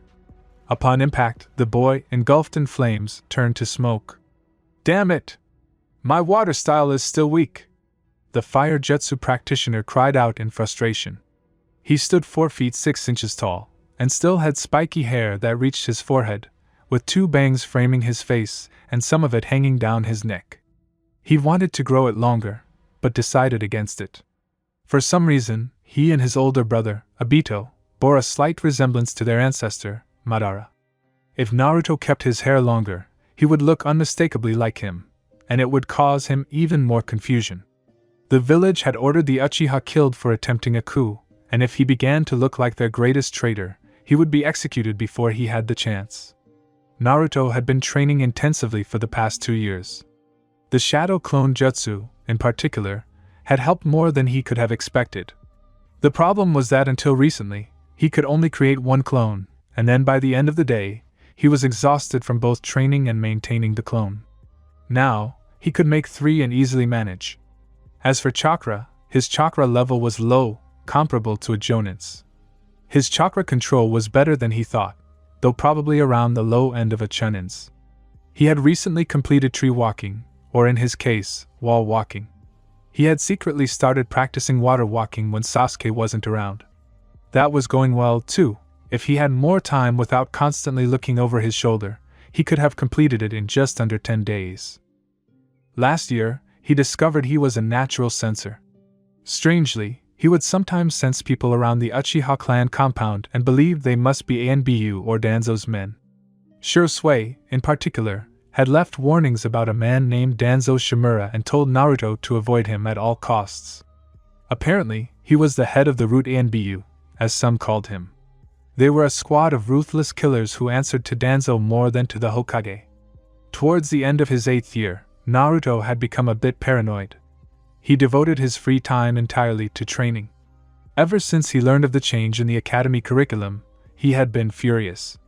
How could Konoha think that basic Bukujutsu, the 3 jutsu, and some chakra theory would help prepare them for the real world? It was a cruel and terrible world. Shisui also advised him to avoid the civilian council as much as possible. They were pointless, and with the right maneuvering, their decisions could be completely useless. He unconsciously began to become something he didn't want to be. An antisocial Uchiha. He didn't even realize it when he began to be openly irritated by ordinary people. Sometimes people tried to talk to him, but he brushed them off, albeit politely. Unlike a certain Uchiha, who simply said HN, and walked away with a cold glare. He could have sworn he heard a banshee scream during one of the incidents. Naruto spoke only to the Hokage and Sasuke. The Hokage, being a kind old man, genuinely cared for Naruto. Even after the whole incident with his father, he remembered hearing from his mother and Shisui and I that old Hiruzen never scolded them and considered the villagers fools if they couldn't acknowledge the importance of Genjuro and Obito's sacrifices. He was one of the people Naruto sometimes even smiled at. As for Sasuke, it was more a matter of knowing the basics. He essentially started asking him if he knew any jutsu and what Itachi had done to him on the night of the massacre. Naruto simply replied that Itachi had trapped him in a genjutsu, and proceeded to show him the events of the massacre, and then Naruto choked back some sobs. Every time he talked about it, he recalled the scenes of Shisui's eyes being gouged out and Mikoto being stabbed. Remembering this, he vomited several times. But he also remembered why Itachi had done it. If the Uchiha clan did carry out their rebellion, successful or not, it would lead to war. The world didn't need a 4th Great Shinobi War. He also wanted to know if Naruto knew any jutsu with Sasuke, to which he replied that he knew the basics of Henjutsu and Katan, Ichi, the most basic fire jutsu, or if it could even be called a jutsu. Katan, Ichi simply molded chakra and produced a small flickering flame at the tip of your finger. Even an academy student could do it. Sasuke then arrogantly asked if he could perform the Great Fireball Jutsu. Now Naruto, being the kind person he was, would have told the truth and smiled. But ever since he read Shisui's scrolls and the Uchiha stone tablet, he didn't know who to trust. So he lied, he didn't know the Fireball Jutsu, and in a rare show of kinship or clan loyalty, Sasuke showed him how to perform the Fireball Jutsu. Naruto almost smirked at the size of the fireball. He could make it twice as big and shoot it 4 times, but that was his limit. Naruto thanked him, but Sasuke went back to being the childish brat he'd been pushing away, treating him like the branch member he was. Naruto held back his anger and constantly reminded himself, "This is Mikoto Obuchan's son and Itachi Nai's brother. Don't kill him." Besides them, he occasionally chatted with the father-daughter duo of Rama and Ichiraku. He even stopped visiting there once he learned how to cook properly. Praise be to Kami. His mother left scroll after scroll of her delicious recipes. He even once invited Sasuke to a small lunch, but Sasuke declined. But one thing was certain, Sasuke was far more social with him than with the rest of the village. He'd have to fix that, but eventually even Naruto stopped trying and went about his business. He began simply focusing his time on the various scrolls left by his brother, and the other scrolls he discovered on the Uchiha stone tablet. His fully developed Sharingan training was progressing well, but it did leave him noticeably strained after prolonged use. He didn't attempt to use the Mangekyo because he knew it would not only blind him but also leave him with a case of chakra exhaustion. If his body couldn't handle the Sharingan without strain, how could he even hope to use the Mangekyo in his eyes? Fuinjutsu and Bukujutsu were also very suitable. He couldn't start Kenjutsu because he didn't have a blade. He always thought Shisui looked so cool with his tanto. As for Fuinjutsu, he was halfway through it. It played a big role in his control and understanding of chakra. He still didn't know why people underestimated the power of seals. When used correctly, they were deadly. Naruto thanked Shisui, who copied them from the Uzumaki clan seal scrolls. They were an extinct clan that specialized in Fuinjutsu and Kenjutsu. At least, that's what Naruto learned from the history books in the library. They were also cousins of the Senju clan. They created various seals that could seal-tailed beasts into people, making them Jinchuriki.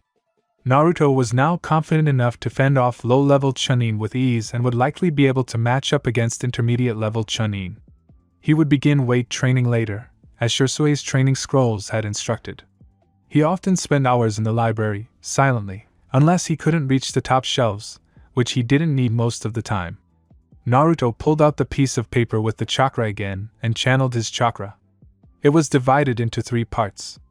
2 of the pieces were the same size, one literally lit up, indicating his high affinity with fire, while the other was significantly crumpled.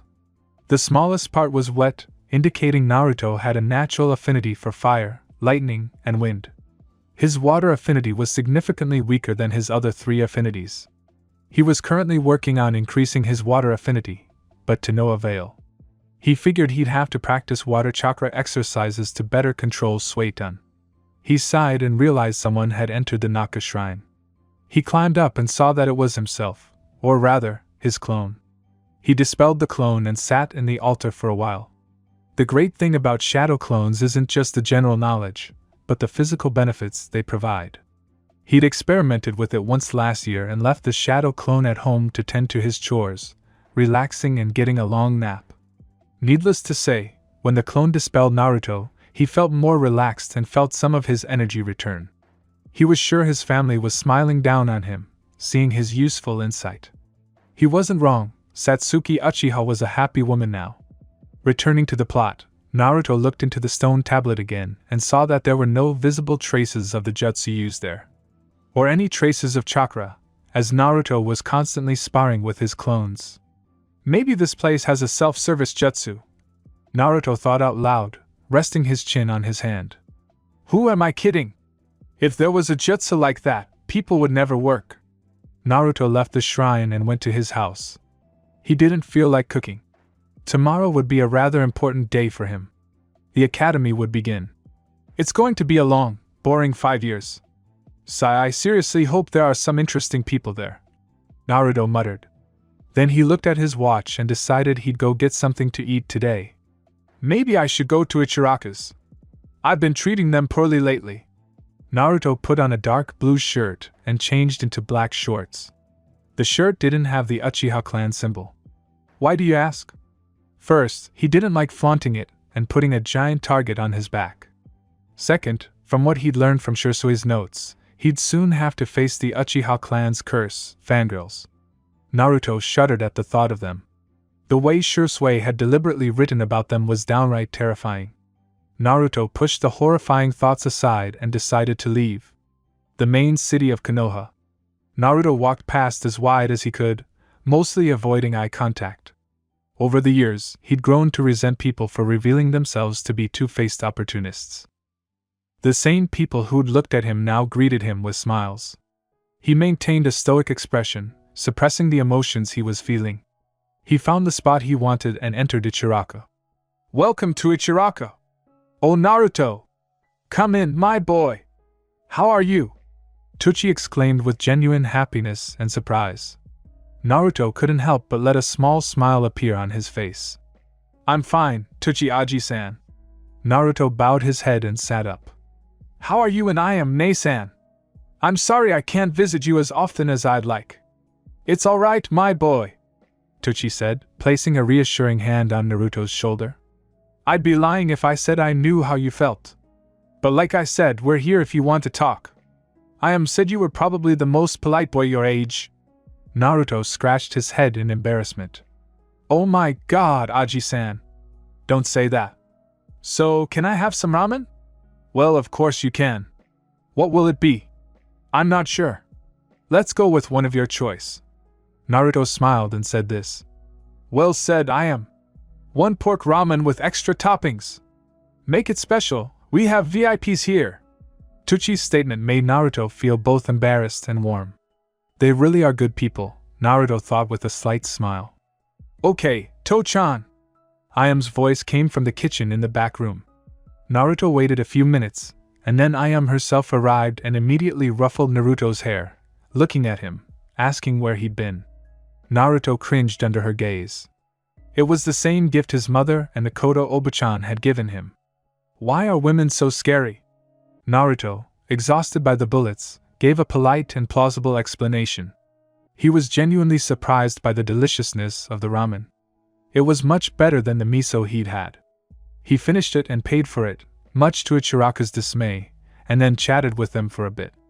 At some point, the topic of Konoha Academy came up, and Naruto mentioned that he'd be starting his journey tomorrow. Oh, so you'll be attending the academy too? Good luck, Naru-chan! Ayam exclaimed, her face annoyingly close to Naruto's, who blushed and looked away. Ayam and Teuchi giggled at his shyness. However, one thing caught his attention. Ayam said he'd be attending the academy as well. Ayam, Nei-san? Naruto asked nervously. Naruto thought it was a personal question. Anyone you know who's planning to start an academy? Aren't you smart, Naru-chan? Ayam said. Actually, Kasumi is going to start an academy too. She's your little sister? The way Ayam spoke suggested a level of excitement between siblings. Shursui often said that, Itachi bragging about how Naruto would be better than Sasuke. You could say that. Ayam's answer confused Naruto a little, and Teuchi spoke up. Kasumi is a little girl who comes here all the time. In fact, she's my #1 customer. Teuchi chuckled softly. She's about your age, and she's full of energy. Oh. Wait, why does she always come here? Doesn't her parents come with her? Naruto asked, seeing the sad looks on Ichiraka's face. Naruto immediately understood and apologized to them. They said everything was fine. Apparently, they really loved this Kasumi person. He could only guess what she was like. Maybe she was as kind and polite as he was. She would probably be well-mannered. The gates of Ramen Ikraka were thrown open as someone entered. Yo! Aji! I am Anai-chan! The next Hokage is here, Tebeo! The girl's voice intruded into the beautiful landscape of silence. Naruto looked at the person who owned the voice. She stood about 4 feet 2 inches tall and had fair skin. There were 3 whisker marks on each cheek. There was a lot of baby fat on her face. Her blonde hair looked like the sun had decided to kiss it. There was red in it too, and it was done in double pigtails. However, 3 things caught his attention more than anything else. Her lips were pink. Naruto could tell when women wore makeup and other beauty products because of her sharp eyes. The second was the hideous orange robe that was all over her body. Seriously. Why was she glowing? The third and final feature that caught his full attention was her eyes. Deep violet eyes. They looked so happy and full of life. It was delightful. Naruto was momentarily lost in those violet hues when Ayam coughed to regain his attention. She had a cheeky smile on her face, just like Mikoto's. Before Ayam could say anything, the girl in orange spoke up. "H.A.," the girl said, pointing at Naruto. "You have girly hair." Then she laughed. Naruto started to flow. She doesn't even know me and she's openly criticizing me? Well, Naruto, I'd like you to meet Kasumi. Our #1 favorite customer. Teuchi said as Kasumi walked up and took a seat a little further from Naruto. She was smiling, and Naruto wanted to talk to her more, but against his better judgment, he decided not to. He could talk to her later. Well, old man, I think I'll be leaving now. Naruto stood up from his seat. Thanks for the food. Teuchi and Ayam also said goodbye to him. Naruto smiled at them both and saw Kasumi looking at him with a strange expression. It was actually quite cute. But Naruto never said it out loud. He looked straight at Kasumi, still smiling. See you soon. Naruto walked out of the store. Kasumi sat silently in her thoughts and finally spoke. Oh, Aji! Who was that girl? Kasumi exclaimed. Teuchi and Ayam looked at her with piqued interest. Kasumi had never asked about anyone before. It was Naruto. Why did you want to know? Tuchi asked. No reason. I just wanted to remember the girl's name, Kasumi said, chuckling again. Ayam's eyes sparkled. Oh my god! Ayam said, smiling. Kasumi, do you like him, Dash? Ayam's tongue rolled back at the word. Somewhere in another dimension, a cute blue flying cat sneezed sweetly. Huh? Kasumi asked calmly. What do you mean, Nei-chan? Kasumi asked, confusion evident on her face. So you'll get it when you're older. How about ramen? Ayam asked. Aha! Kasumi exclaimed joyfully, raising her hand. Then she waited for her delicious ramen to arrive. But now another thought occurred to her. This girly boy didn't look at me like everyone else. Naruto, huh? I think it means fish cake. Achoo! Naruto sneezed as he walked back. Who the hell would talk about me? Naruto thought out loud. Then he saw a couple of civilians huddled together. He sensed something strange about them. I know this scene all too well. Usually, when he saw civilians huddled together and silent, he knew they were planning something. Most of the time, they were cursing at him and his family. He deeply hated it, and would be damned if he didn't let those useless sacks of flesh and blood do something about it. Luckily for him, he had some equipment with him, including an extra crow mask that belonged to Shui. He made himself look like an ANBU and donned the crow mask. Fortunately, he suppressed his chakra to almost civilian levels. Whatever you bastards are planning, I won't let you get away with it. Naruto scanned the area for any other ANBU. To his surprise, there were none nearby. ANBU should be deployed. Then he sensed a large number of them gathering at the Hyuga. The other two, judging by the signatures, were also fighting. Some Kumo delegates arrived today, and this shit went wrong. He silently followed the crowd, jumping from rooftop to rooftop. Some were carrying rocks. He was a little surprised, to say the least. When they said things like that to him and his family, they never once thought about getting physical with their curses. Everyone knows. You touch an Uchiha, you die. Main clan member or not. Long before Naruto knew it, he was in the red light district. It was a bit rundown, and probably the least affordable place to live. It was also a haunt for drunks and thieves. Luckily, there weren't any more rapists. Not since he heard rumors from Shui about some snake woman or something like that. Seeing the place where the action was supposed to take place, Naruto was about to turn around, but something caught his eye. A walking set of familiar neon orange. Plus, a shock of blonde hair with a few red highlights. What is she doing here? Come on! Why is there a crowd following her? The crowd of 8 silently followed Kasumi. Then one of them threw a rock at her. It hit her arm quite hard when she threw off her fox mask. Naruto, enraged, immediately activated his Sharingan. How dare they hit a child like that? His gaze turned to Kasumi and he gasped. What in Kami's name? Naruto stared wide-eyed. Her chakra network was off the charts. It was ridiculous. Even Shui and Itachi didn't have that much chakra. It was too much for anyone. He decided to move and take action, but the villager's next words stopped him. Take this demon! Aha! Hit her again? Why did you do that? Kasumi asked, crying. Those purple orbs showed so much pain as she clenched her hand in pain. Some people in the mafia stopped their rant. Naruto felt as if someone had suddenly struck him with a kunai. Why did it hurt so much? Was it because she was an orphan like him? Or was it because the villagers had attacked a 7-year-old girl like that? Because you're a demon! You killed our families many years ago. What are you talking about? I've never done anything to anyone. The girl was now crying openly. Because you're a demon. You killed our families years ago. Wait. So much chakra in her. Don't tell me.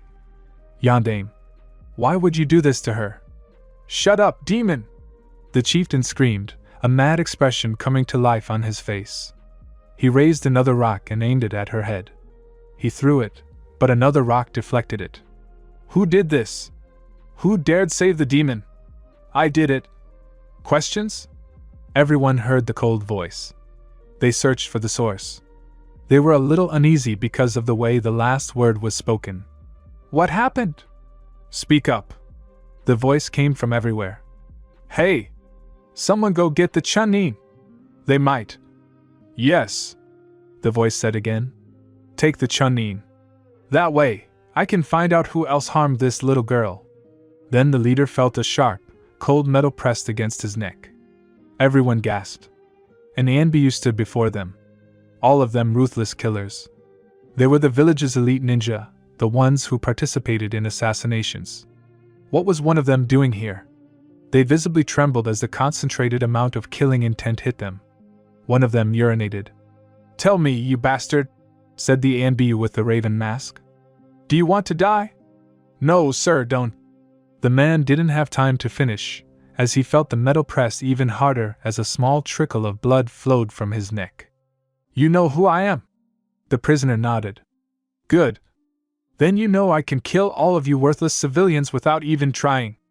If the Hokage asks, I'll tell him the truth, that you insignificant specks of flesh insulted a harmless girl. Then your entire family will get what they deserve. Is that what you want, bastard? No, sir. Please let us go.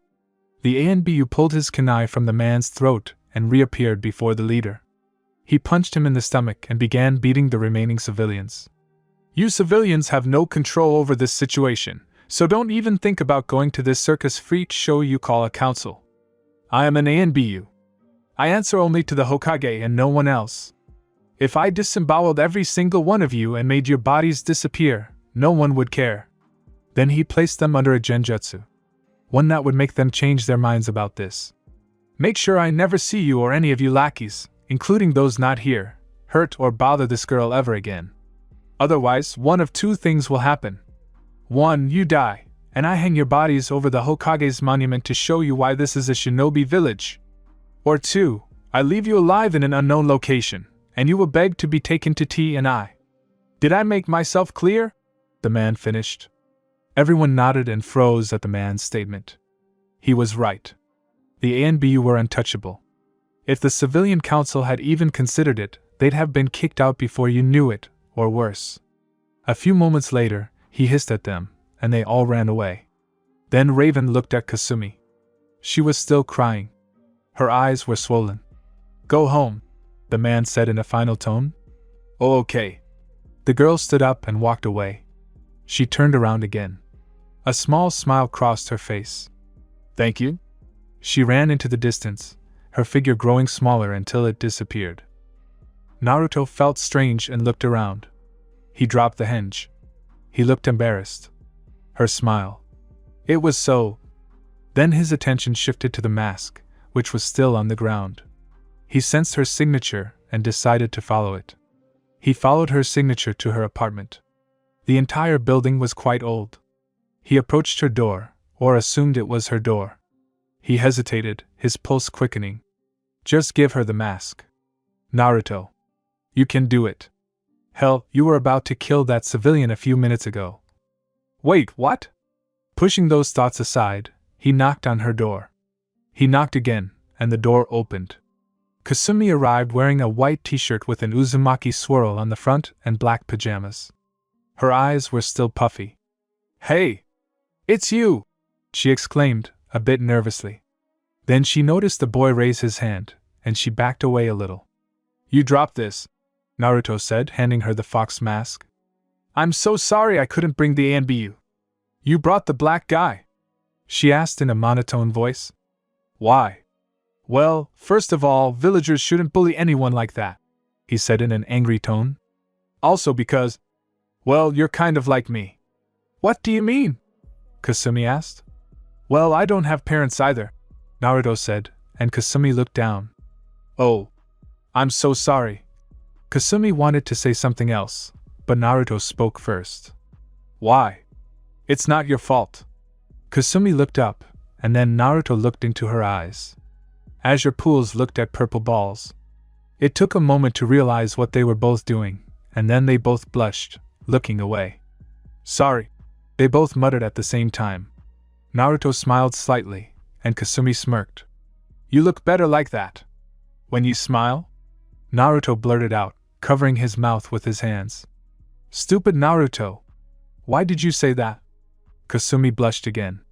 That was the best thing anyone other than Hokage Gigi, or the father-daughter duo from Ichiraka had ever said to her. It's okay, she said, staring at the floor as if trying to melt it. Thank you for bringing the crow guy and my mask. It's okay, said Naruto, still nervous from his previous mistake. Anyway, see you later. Come on, I never asked your name. My name is Naruto. My name is Kasumi. The next future Hokage Bayo, she exclaimed joyfully. Okay then, Kasumi. See you then. Naruto waved goodbye and left. Goodbye. Kasumi also waved her hand and closed the door. A little later, Kasumi pulled out a bowl of instant ramen and poured hot water into it. She absolutely hated having to wait 3 minutes. Then her thoughts turned to the new acquaintance she'd made today. He was good, for a girly boy, she thought with a smile. She cursed when she saw that only a minute had passed. Dadabayo? Naruto thought out loud. It's probably a verbal tic. It's pretty cute. Damn it, Mikoto, Abu-chan! He almost thought he saw her looking at him with a teasing smirk. Then again, he wasn't wrong. Naruto left the red light district and reached the Uchiha compound. He entered his house and ate some fruit. Tomorrow marks the beginning of a new day for both of them. The beginning of their lives, becoming shinobi. As they both lay down in their beds, a similar thought occurred to them and they smiled. She has beautiful eyes. Chapter 5 The bonds that shape us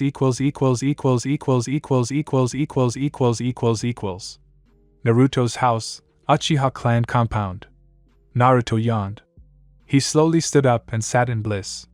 He felt irritated. Today is the day we start this academy. Naruto yawned again. Well, at least now things will be interesting. Naruto stood up and looked at his watch. It was 8:35 a.m. The introductory course to the academy began at 8:15. Oh shit. Then, in an epic, holy shit, montage, Naruto showered and changed.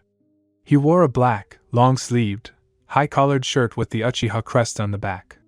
He worked in dark blue pants and ate 2 pieces of bread as he ran to the academy. Of all the days for me to sleep in, it had to be today. Konoha Academy. Damn. Why did I even stop and help that old lady with those heavy groceries? Thinking about what Naruto had just said, he sighed and realized the situation he found himself in just minutes ago. He had no choice. This was what his brothers had done before, and he just finished it. The true curse Genjuro Uchiha had left on his sons, helping frail old grandmothers with their shopping bags. Seriously, what were they thinking, carrying those heavy bags? Naruto approached the gates of his classroom. Room 105. The sliding door revealed the classroom he was going to stay in for 5 years. 5 years of absolute nonsense. He half-heartedly wanted to go to the Hokage's office and tell him about his progress, fully matured Sharingan and all. Then he remembered how Shursui had wished he had some excuse for a normal childhood. The chances of that were high after witnessing your entire clan slaughtered by the man you considered a brother figure. Still, Naruto respected his late brother's wishes and carried them out. He would pretend to be an average genin. Even that word sounds wrong. A genin is nothing more than an overrated academy student with a headband. Sighing again, he closed his eyes. No matter what happened, he would have to hide his true power. He could send a shadow clone, but he didn't know if there would be any problems today. If the academy students struck properly, as it would lower their guard, his cover would be blown. If that happened, Naruto was certain the man known as Danzo, mentioned so prominently in Shursui's scroll with a ridiculous amount of detail, would try to attack Naruto. He opened the door and immediately hated the choice he had made. Room 105, Konoha Academy.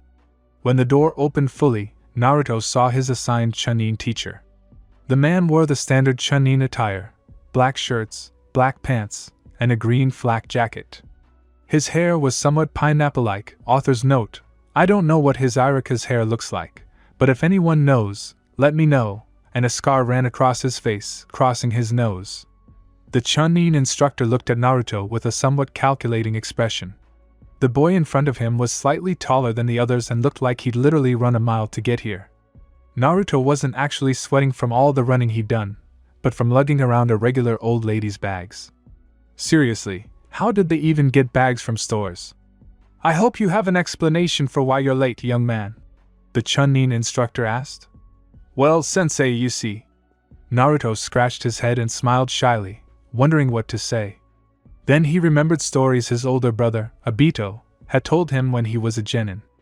An old woman was carrying heavy bags of groceries, and I helped her carry them to her house. The Chunin instructor's face is distorted.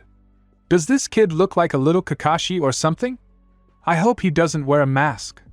Somewhere in Konoha, the NBU dog mask stopped dead in his tracks as he looked up at the sky. Do you feel it, Obito? I think there's a kindred spirit out there somewhere. Senpai, is something wrong?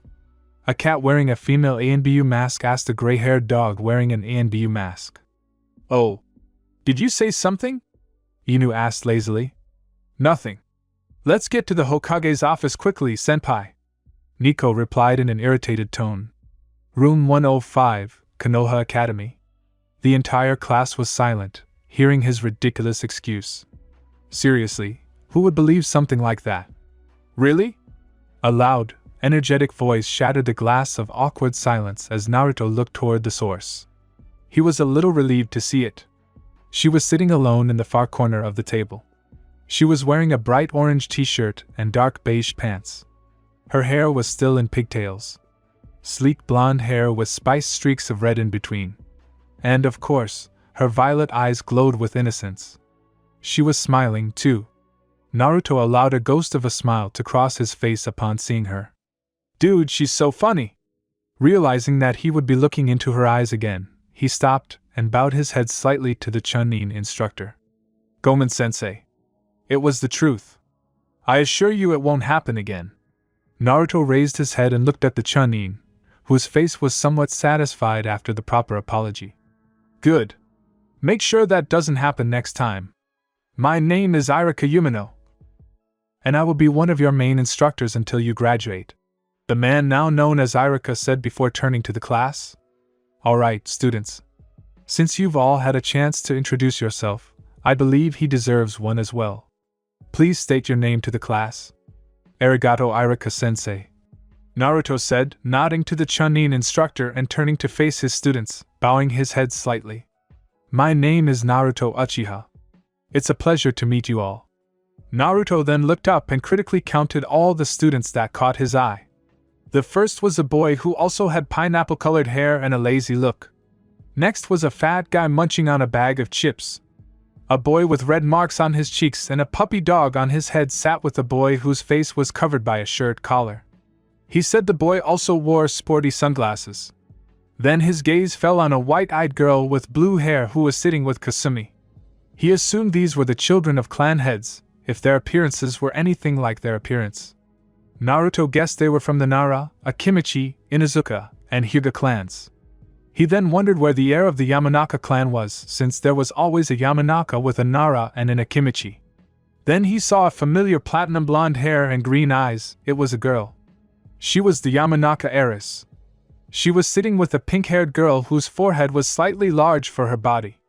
They were sitting right above the bench of a certain brooding boy with duck-like hair who was in a foul mood. I really need to do something about that stick in his ass. Mental side dash. Then Naruto saw that all the students' eyes were fixed on him. The immediate mention of the Uchiha name brought back pity. His metaphorical ardor would have burned, but he maintained a neutral mask on his face. He saw Irika telling him to rise and take the empty seat next to his clanmate, Sasuke. He walked over and sat down next to Sasuke, who was looking at Naruto with a slight gaze. How are you, Sasuke-san? Naruto said. Over the years, Naruto had begun calling him by that name, as his fellow clan member could clearly distinguish between them. Why did you bow to that Chunin? Sasuke asked. Well, he's our sensei. I have to give someone the respect they deserve. Naruto was a little annoyed, but he didn't show it. HN. Sasuke let out a universal Uchiha grunt, and then Naruto's eardrum was shattered by two sounds. One was a piercing scream, and the other was the wail of a dying banshee. "Sasuke-kun is so cool," Pink squealed. "Sasuke-kun looks so cute," the Yamanaka heiress said loudly. Naruto sighed and sat up. He despised the way the two girls had just acted. He noticed that many of the other civilian girls had also swooned over his clansmen. He swore he could see the blazing hearts in their eyes, and he was almost certain he saw hearts in the pink-haired girls. Naruto pressed his fist to his cheek, supporting it. The fans? What a shame. They shouldn't even be here if they have that kind of mentality. Naruto then saw Kasumi and the Hyuga heiress sitting right under his bench, and Kasumi waved at him, giving him a shameless grin. "How are you, Naruto?" "Okay, thanks for asking, Kasumi," Naruto replied, noticing the strange looks he was getting from almost all of his classmates, especially the civilians. "Dear Kami, these are chibi versions of the idiotic villagers. I hope I can live the next 5 years without killing anyone." 2 hours later, Konoha Academy Frontal Field, Konoha Academy. "Kami, if you're watching, why did you make me keep my promise to my brother? Yami, if you're watching. What the hell, human?" Less than 2 hours had passed, and Naruto had considered several times simply pulling out a kunai and killing himself right then and there. Jokes aside, they were just starting to learn chakra theory in first grade, and sparring was about to begin. Kasumi was standing outside the classroom because she'd poured powder into the teacher's desk, which had comically exploded in the face of another gray-haired Chunin, who had kicked her out. However, Naruto wondered how she'd gotten the powder into the desk in the first place. Then came shuriken and kunai practice. It was absolutely horrific. Naruto even half considered pulling out a kunai and gutting the new Chunin instructor. The gray-haired man also failed to teach Kasumi how to throw it properly. He noticed this out of the corner of his eye. But to his surprise, she got exactly 5 kunai out of 10 and 9 shuriken out of 20. The entire class, with the exception of Naruto, Hinata Hyuga, and Sasuke, simply chuckled at her poor performance. Hinata was unlike most Hyuga. She didn't have the arrogance and was genuinely kind, but she had serious confidence issues. She was the only person in the academy, besides Naruto, who actually liked Kasumi and understood that she had never had any formal training before. Naruto put on a charade, pretending to be an inferior Uchiha, and to help lift his friend's spirits, he deliberately threw less than half his kunai and shuriken attempts. Even then, he landed 6 kunai and 13 shuriken. He sighed, an annoyed expression crossing his face. But a gentle nudge from Kasumi changed his mood, even though it threw him off balance. He mentally noted that she had far more upper body strength, despite her slightly plump appearance. Now the spars had arrived. The clan's heirs, as always, clashed with the civilian population, leading to obvious conclusions. Now it was Sasuke's turn, only he was facing Kasumi. Naruto was clearly angry about this match. Sasuke, despite being an arrogant ass, was still training for the clan, despite the short time he had, and he would undoubtedly defeat Kasumi. But it was Kasumi's name that caught Naruto's attention. Kasumi Uzumaki. If she really is an Uzumaki, why does she live in the red light district? How can the Hokage even allow someone from his clan to live in such a situation? It's insulting. You wear their symbols on the back of your jacket, but you treat them like evil spirits because she imprisons something that could destroy you if left unchecked. I wonder if Itachi's sacrifice was worth it all. The duel between Sasuke and Kasumi began. Everything went exactly as Naruto predicted. Sasuke parried Kasumi's every move. She had no set fighting style and was a real brawler. Sasuke used an imperfect version of the Uchiha Interceptor Fist. Long story short, Kasumi fell backwards, and the glasses on top of her head were broken. Although Sasuke's hand did suffer a slight cut from breaking the glasses. "You dope," Sasuke said as the class laughed at the name he called Kasumi, who burst into tears upon seeing her broken glasses. Kasumi said nothing and pressed herself against the tree, but not before picking up what was left of her glasses. Naruto felt shocked to see her tears. He didn't know why he felt so bad. He felt a sharp pain when he saw tears trickling down the corners of her eyes. He wanted to go and talk to her, but his name was called, and he saw himself being pitted against a civilian boy. Naruto tried his best to hide his skills and defeated the boy after 3 agonizing minutes of delaying the inevitable. He didn't even wait for the Chunin instructor's announcement and walked to where Kasumi had last stood. She was gone. He returned to class and waited, but there was still no sign of her. The day's classes were over, and he decided to go look for his friend. But the delay was due to Sasuke. "Where are you going?" Sasuke asked in emo mode. "Nowhere. Just around," Naruto said stoically. Whenever he said that, Sasuke would get a little angry. "You're going to look for the dobe, aren't you?" Sasuke asked. "Sasuke-san." Naruto looked him straight in the eyes. "You really shouldn't humiliate people like that." "HN." Sasuke chuckled and continued. "I'm from the main house of the Uchiha clan. Why should I treat a clanless, nameless loser with any respect?" Naruto said nothing and left. Unbeknownst to many, Naruto even activated his Sharingan out of anger at that last statement. Had he really never heard of the Uzumaki clan? "See you later at Sasuke-san's residence," Naruto said and left. But then he remembered Kasumi crying because her glasses were broken. Then there was a shining light bulb on Naruto's head as he rushed home. He had exactly what he needed. Kasumi's house, Red Light District, Konoha. "Crap!" Kasumi let out an annoyed yelp as her hair flew up. "Glasses! If you don't tie yourself this time, I'll tear you apart forever!" Kasumi screamed before trying to glue the glasses back together again. It was no use. They kept falling apart. She tossed it in the trash and lay down on her bed. The glasses were a gift she received from Ayam 2 years ago. They'd been given to her for her birthday, October 10th. It was one of her most treasured gifts, especially meaningful considering she'd been kicked out of the orphanage. Now she wept silently. "I'm so sorry, I am Ne-chan." She was pulled out of her thoughts by a knock on the door. She rubbed her eyes briefly and opened the door. She opened it and saw Naruto. He had a stoic expression on his face. It was strange to her because she liked it when he smiled. Naruto started to speak. "I was looking for you after sparring. Why didn't you finish the rest of your classes?" Kasumi was silent for a few moments before speaking. "These glasses were special to me. I am Ne-chan gave them to me. Now they're broken. I just didn't feel." Kasumi whimpered as she said this, tears threatening to fall from her eyes. Naruto sighed. He didn't like this at all. Usually, in the 2 short days he'd known her, she was full of energy and cheerful at the same time.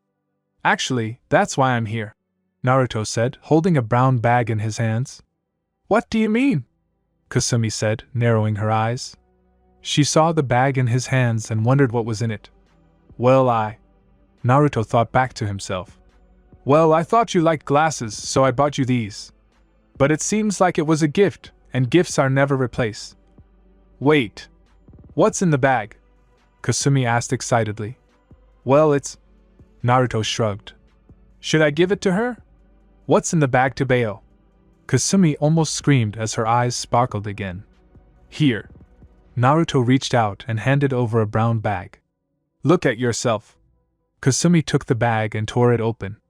Naruto started to sweat. She could have just opened it like usual. Too hyperactive. "Whoa," Kasumi said as her excitement reached new heights. She held a pair of glasses with orange lenses. They didn't look new, but they also looked well cared for. They had a single rim. "Where did you get that from?" Kasumi asked and saw Naruto look down. "This used to belong to my older brother," Naruto said, and Kasumi noticed he said, "used to." He had problems with his eyes, so he wore glasses. This is one of 2 extra pairs he had. He died in the 3rd Great Ninja War, during the Battle of Kanabi Bridge. Kasumi felt bad for raising the issue. She herself had never had parents and, to some extent, understood that he was just like her. "I'm sorry," Kasumi said quietly. "You can take it back if you want. It's okay. Besides, it's not your fault," Naruto said. "I want you to keep the glasses. From what little I knew about him, he was a lot like you. So I'm asking you to take care of them. Also, remember to take them off the next time you fight someone." "Okay," Kasumi said, smiling again. "Hey, do you want to come in? I have some instant ramen we can eat." At the mention of food, Kasumi's eyes twinkled again. Maybe another time, Kasumi. Then Naruto spoke again. You should also eat something other than ramen. Otherwise, you'll stay shorter forever, Naruto said with a slight smirk. Ha! Kasumi gasped in shock. How can you say that, Tebeo? Ramen is the food of the gods. Nothing else can compare to it, Kasumi declared. Ramen may be delicious, but it's not the best food for growth. Besides, if there's food for the gods, it's filthy, Naruto countered. Please, ramen doesn't even compare to the dead. Even Shisui and I knew that. Of course, Itachi and I somehow preferred dango. No, it's not, Kasumi screamed. It's ramen. Pocky is weird. Kasumi shuddered at the thought of herself happily eating rowan berries. HN? Naruto chuckled reluctantly. Ramen is nothing compared to.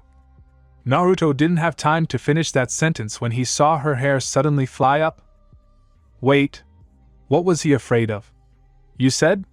Kasumi asked with a gentle smile as she clenched her fist tightly, the nerves in her clenched fist visibly pulsing. I told you ramen was really good food, Naruto stuttered. I just saw my life flash before my eyes. How did she do that? Anyway, I was going to ask you if you'd like to train together someday. Do you? Naruto asked. He'd already planned to send a reinforced clone to the academy after watching today's performance. After watching today's events, he had absolutely no reason to go to the academy. Except, perhaps, to help Kasumi. He had to admit, there was something about her that genuinely drew him to her. Kasumi looked down before answering again. Arigato, Naruto. But I want to train on my own. I want to become stronger myself. Besides, you're an Uchiha. Why would you? What do you mean? Just because I'm an Uchiha doesn't mean I'm the same as them, Naruto stated. He felt strange having this conversation. Does she look at me like I'm from the Uchiha clan? No, it's not that. It's just... Kasumi stopped and looked at Naruto again. With the same eyes. Those ones filled with pity. I know you're partly like me, and you're so much better than everyone else. But why would you train with someone like me? I'm an orphan. You're from a clan. The Uchiha clan. This is wrong. I don't need your help. I don't need your help. Kasumi, despite her pure heart, was a complete idiot when it came to expressing her opinions. I don't need your help. I don't need your help. You are from a clan. Uchiha clan. So that's the reason, huh? Naruto asked coldly. His eyes were shaded by his bangs. So she also only sees the Uchiha when she looks at me. Frankly, Kasumi was a little scared. In the 2 days she'd known him, he'd never been this cold. He'd been polite. Why had he suddenly become so cold? Okay then, Kasumi. I'll leave you alone. Naruto said this in a cold, decisive voice and left. He felt like a jerk for talking to her like that. But she did something he didn't expect. What's she thinking? She has no one to help her, and she thinks she can get through the academy? With her large chakra reserves, I doubt she'll ever be able to create a proper clone without proper control. And I seriously doubt the academy will teach us anything about chakra control. TCH. Just when I thought I had a friend. What Naruto didn't realize was that Kasumi was calling him, but he was lost in his thoughts. He couldn't even feel the single tear that rolled from his eye and down his cheek. Okay, Kasumi. If you want to be on your own, you win. I thought you'd be the one who didn't look at me like I was an Uchiha. It was stupid of me to think I could have a normal friend. Damn it. Why am I even thinking about her? I've only known her for 2 days.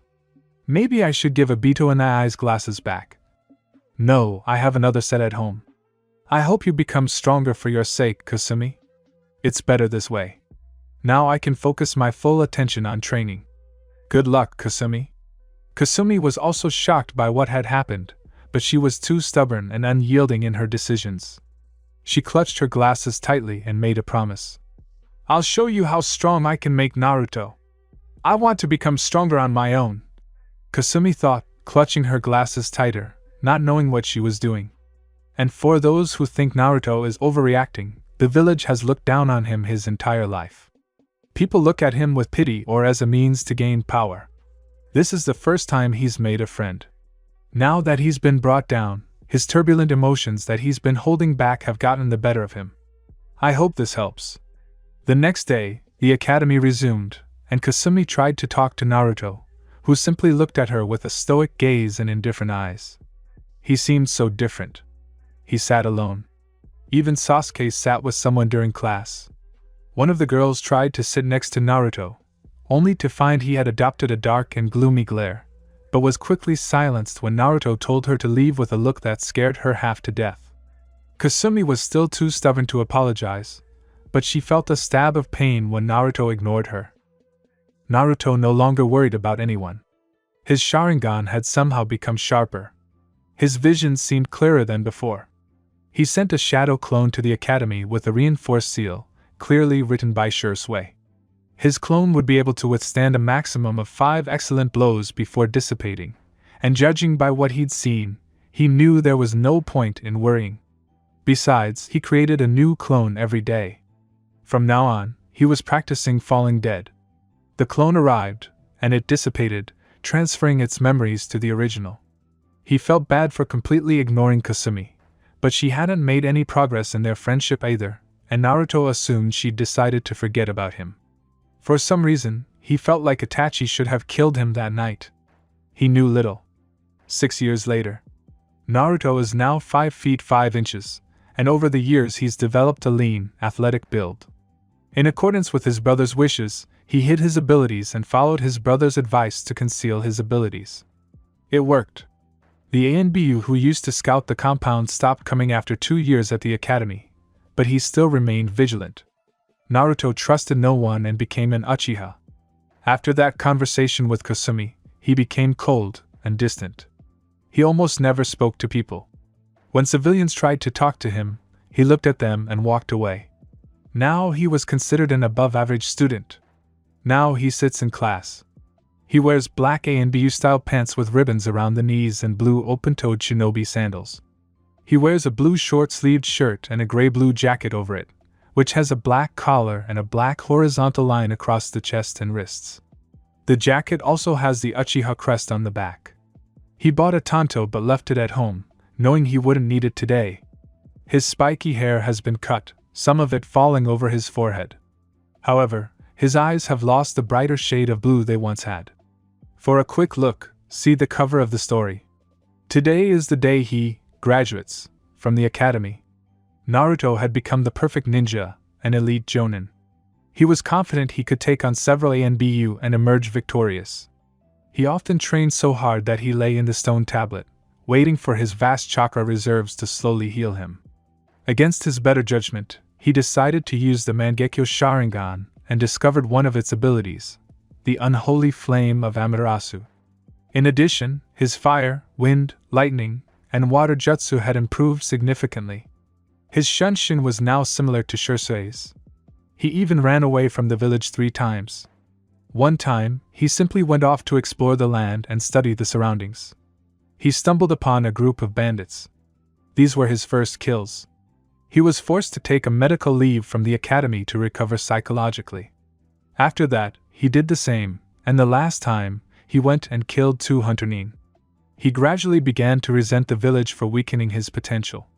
He also thought about how they had betrayed his clan. But then again, love for family had led him to this village. It would have been an insult to every member of his family who had died. He also needed an eye transplant. But he trusted no one, so he continued to look to his mother. He cared only about a few people. The Hokage, because he was the Hokage. The old man didn't care about him and visited him often. But now Naruto had changed. If he ever spoke, he would address them by their last names with respect. Except for Sasuke, who had grown into a pompous brat, waiting hand and foot outside the civilian council. They also tried to spur Naruto on, but a well-placed glance ruined their chances. As for the rest of the genin, Naruto treated them with indifference.